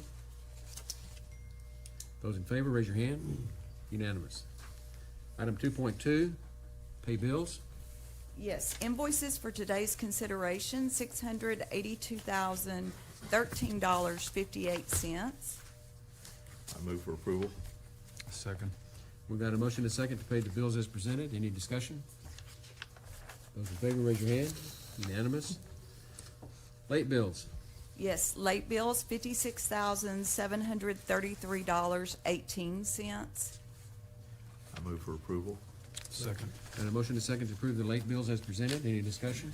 Just, I always like to ask late bills, any concerns on what that was or context for the group?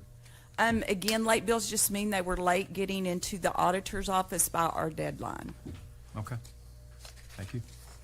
Anything else? Those in favor, raise your hand. Unanimous. Auditor reports. Yes, you've received via email our audit report, internal audit report for the Justice of the Peace Precinct 1. We're asking that you accept the report. I move for approval. Second. Got a motion and a second to approve the auditor report as presented. Any discussion? Those in favor, raise your hand. Unanimous. And then, just real quick, one other item, the county audit for last year's fiscal year will start on Monday. And what that means is this room is going to be occupied full-time. Moving on to 2.5. That's accept monthly reports. Okay, for November 2025, Justice of the Peace, Judge Bill Ragsdale, Precinct 1. It says Precinct 1, it's Precinct 4. December 2025, Constable Tommy Rodriguez, Precinct 1. Constable Kyle Snyder, Precinct 2. Constable Brad Ryder, Precinct 4. Justice of the Peace, Judge Mitzi French, Precinct 1. Precinct, Judge J.R. Horn, Precinct 2. Judge Caxton Mitchell, Precinct 3. The County Auditor's Office, County Auditor Tanya Shelton. County Clerk's Office, County Clerk Nadine Alford. District Clerk's Office, District Clerk Dawn Lance. I got one more. Excuse me. What a painful month. Exactly. Payroll report. County Treasurer Teresa Solid.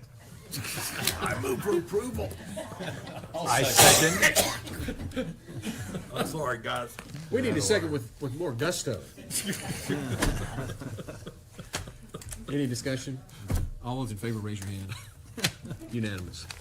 Court orders. I have reviewed court orders from the December 22nd meeting, numbers 41684 through 41695, and they all appear to be in order. I would make a motion that they be approved. Second. Got a motion and a second to approve the court orders as presented. Any discussion? Those in favor, raise your hand. Unanimous. Moving on to the information agenda.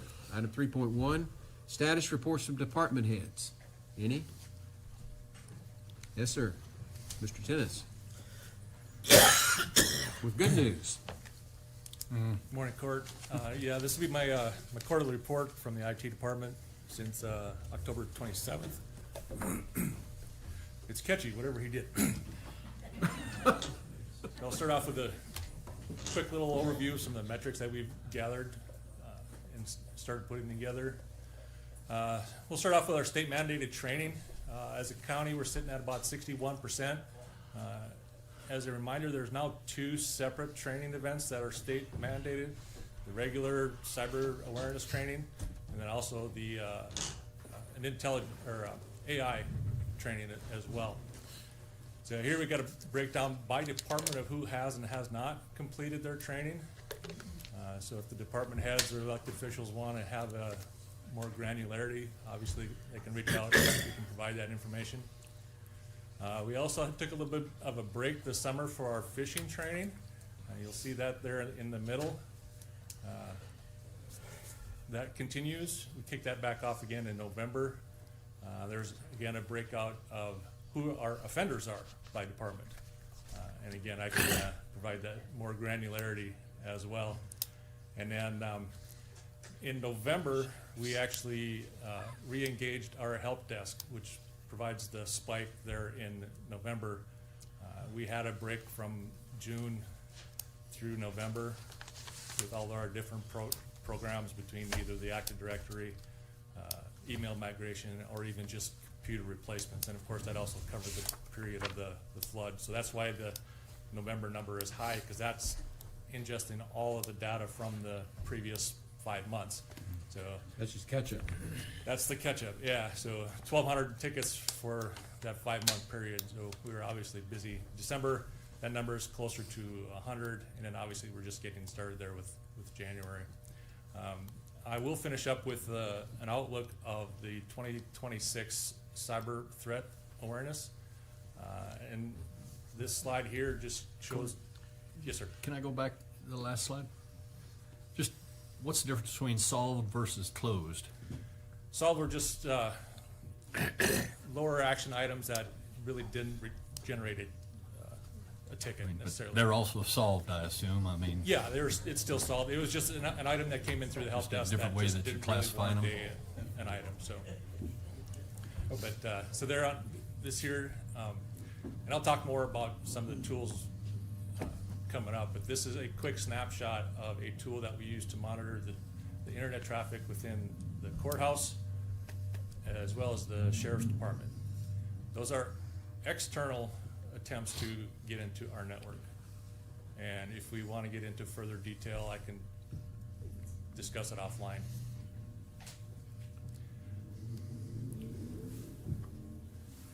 So since last quarter, we've replaced over 50 monitors, 25 desktops. We talked about the tickets. I've helped facilitate the telecommunications install for the new animal control building. It includes reaching out to a local vendor to actually install the infrastructure, work with Regan and on getting that all done. I am in the process of coordinating with our local vendor to provide that last mile connection from the road into the building for communications. I'm still working on putting together our asset management plan. That'll actually give me more ability and more metrics going forward as far as where we are in our modernization efforts and the plan that we have in place to do that. Hopefully that'll help me stave off any emergency calls that we experienced in October and November. Those 2 months were a rat race. We had more phone calls coming in with needed replacements because they just weren't working than we could actually plan out. So we're actually getting our feet under ourselves as far as that one goes. Next month, we will actually do the kickoff for our multi-factor authentication piece. Our actual kickoff date is going to be the 10th of February. This is actually going to be a phased rollout. It's not going to be a light switch event like we did with the email or the Active Directory. So we are in the process of creating a SharePoint page for all the different department heads to have access to, with a frequently asked questions page and a scheduling page, so that way the departments can schedule a time. The priorities will be actually all of the remote users. So anybody that's using a laptop, we'll need to get them connected to back to the network, have them re-authenticated, and then that'll keep that pace going forward. But like I said, I'm hoping to get everything done within 2 months. I think we can do that in an orderly fashion. Like I said, I'm building that SharePoint page so everybody can have the information they need. As soon as I have that page built, I will send that out to all the different department heads. Right before Christmas, we actually moved an aging physical server into a virtual environment, still hosted locally inside our network. That program was used for the computer-aided dispatch and record management. We're doing that kind of as a stepping stone for the mobile CAD project, which is going to come along late spring, early summer. We're waiting for the actual contact dates for that. This Friday, I'll be having a meeting with TAC. You guys have gotten the invite. They're bringing down the UT Austin Cyber Clinic team. That team is going to be helping us clean up our policy, everything from acceptable use to MFA, vendor security, try to get us up to date with local and state statutes, make sure that we're on board with that. They've got a dedicated team that will help us on that. This meeting on Friday will help actually kind of lay the groundwork in giving them the direction on where I want them to go. So if you guys have some input or questions on that, you're more than welcome to show. And tell us again what that's going to cost the county? Zero. Interns coming in. Yes, it's a partnership Smart kids we've come and established. fix us. Yeah, partnership we've established with TAC and the UT Austin program. And then also back in December, we provided an artificial intelligence briefing. This was a basic level briefing on what AI is, not exactly what it does. And That was basic? that was basic. And Okay. that actually is the stepping stone to my executive summary for the cybersecurity threat predictions for 2026. So let me get through this here. If you guys have any questions, obviously feel free to ask. So big picture, cybersecurity in 2026 is defined by speed and scale. Cybersecurity is evolved into an industrialized ecosystem using automation and AI to execute attacks faster than human-led defenses can respond. The primary threat is no longer novel techniques, but the ability of attackers to move from access to impact in minutes. So what's changing? Industrialized cybercrime. Attackers operate in a coordinated enterprise using crime as a service platforms, access to brokers, netbots, and AI-driven workflows. AI-driven attack execution. AI is now used across full attack life cycles, including phishing, credential theft, data analysts, and extortion. Autonomous agents are emerging that require little or no human oversight. Compressed attack timelines. Automation has collapsed the window between compromise and consequence.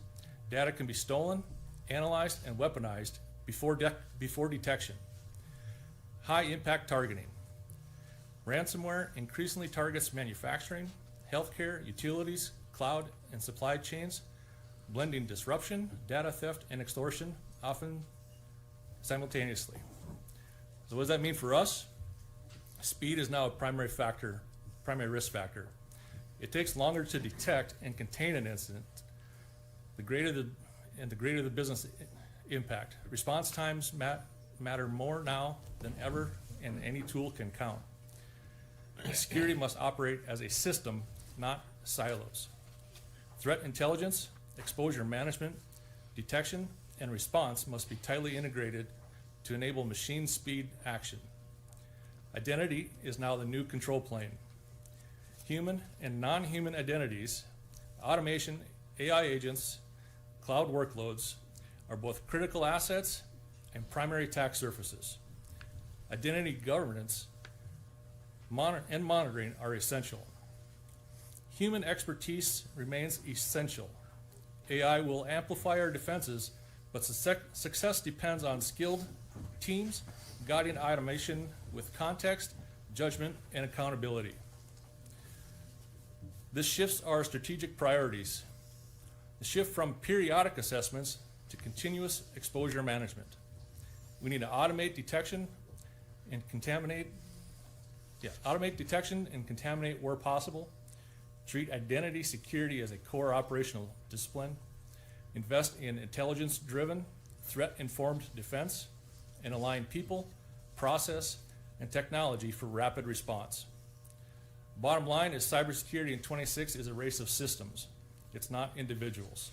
Organizations that succeed will be those that combine human judgment and automated intelligence-driven defense, operating at the same speed and scale as our modern adversaries. In a nutshell, AI has extremely changed the landscape of cyber defense and cyber attack.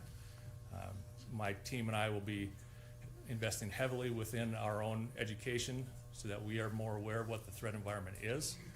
But I'm also looking to expand our threat detection and monitoring network, working with TAC, CISA, the Alamo RSOC, as well as the UT Austin RSOC, trying to leverage their tools, their products that we can ingest into our systems to help defend our network.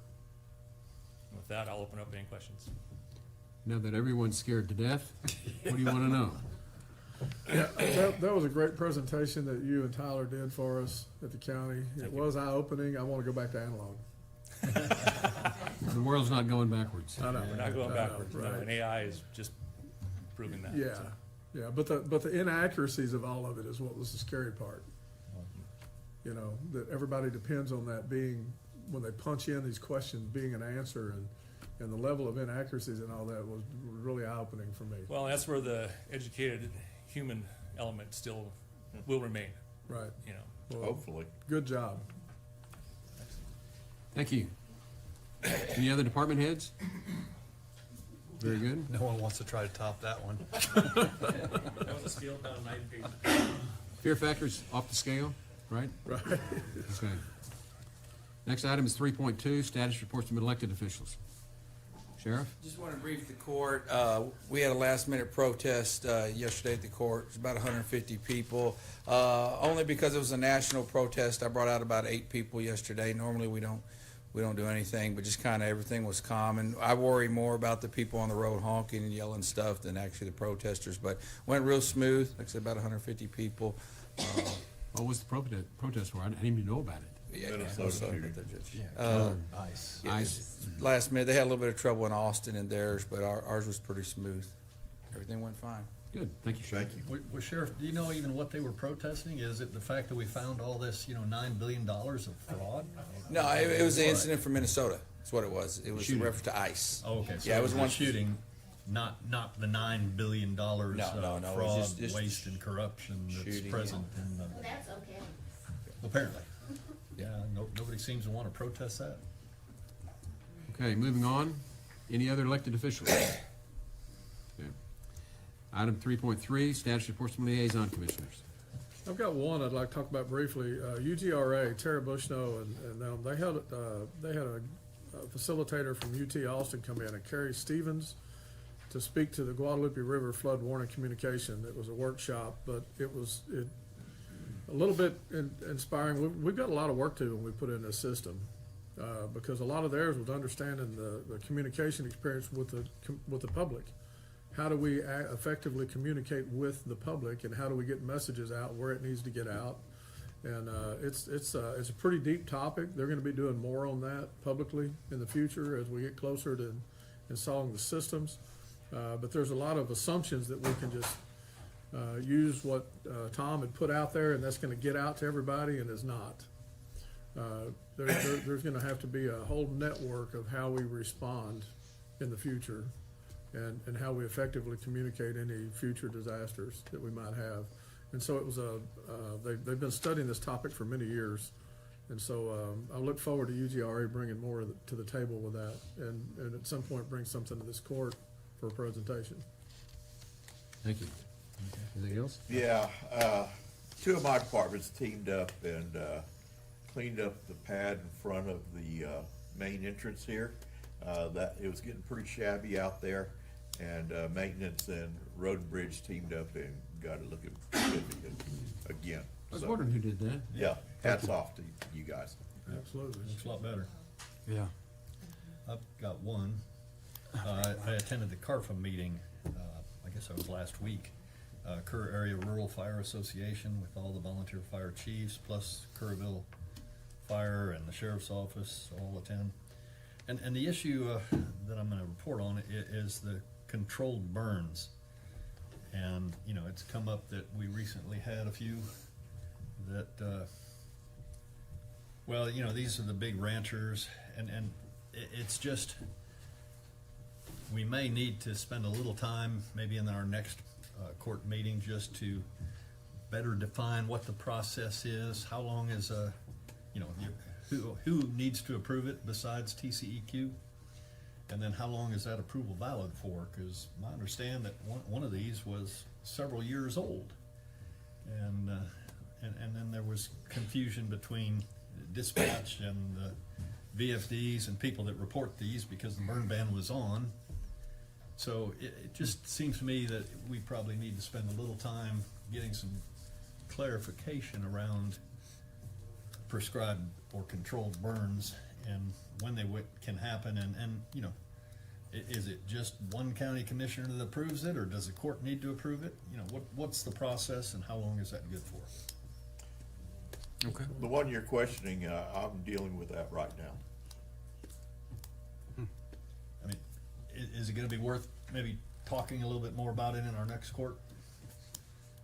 Can if you want to. Well, I'd just like to have some clarity around it so that we're all on the same page. Well, have you ever looked into it on your own?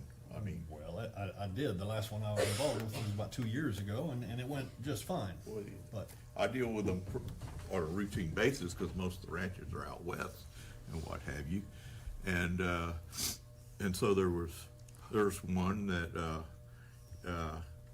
was done here recently that some people had some questions about it, and like I said, I'm dealing with it, and that's about all I want to say about it right now. Okay.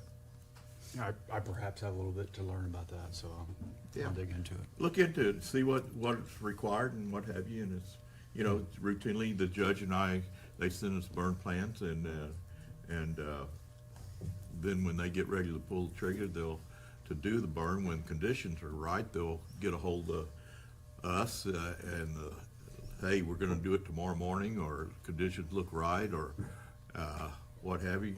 They called the local VFD and the sheriff department, and everything's kosher with the burn plan turned in. So. Well, it's not always kosher, I guess. So anyway, that's the way it was discussed in the CARFA meeting.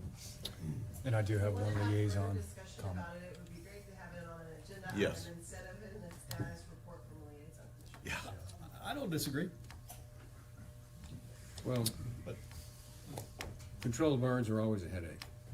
Yeah. Always. a headache. We'll put it on the agenda, we can talk about it. Okay. For animal control, just one quick update. There was a significant coordination requirement with between the sheriff's office and the animal control over horse issue, in case you heard about it. You had some folks that passed away and had a lot of horses that had to be dealt with. It was challenging. I commend all those, from veterinarians to Kerrville Pets Alive to our sheriff's department, that kind of came to the rescue of a lot of horses and got those that were available to be helped in the hands of folks that could do that. Without going into a lot of detail. There is a building being built, a little update on that, and especially those that were tracking, hey, it's January, so where are we? We expect to move in March. We're doing it deliberate, as we're going to be moving a lot of stuff from one older facility into a new facility. As you're aware, we're trying to pinch pennies as much as possible and reuse. So we're going to be doing the planning for the move-in and looking on how we can do that in March with the ribbon cutting, just so you're tracking. March ribbon cutting, not January. It'll be with a move-in. That's it. Thank you. Any others? Okay, with that, we're going to adjourn into executive session to go back and revisit agenda item number 118. And this is, to read it off here, the Commissioners Court reserves the right to adjourn into executive session at a time to discuss any of the above matters listed as permitted by law, including in sections 551.071 of the Texas Government Code regarding consultation with the attorney. That's what we're going to be talking about. So with that, we have to take a 5-minute break and we'll come back.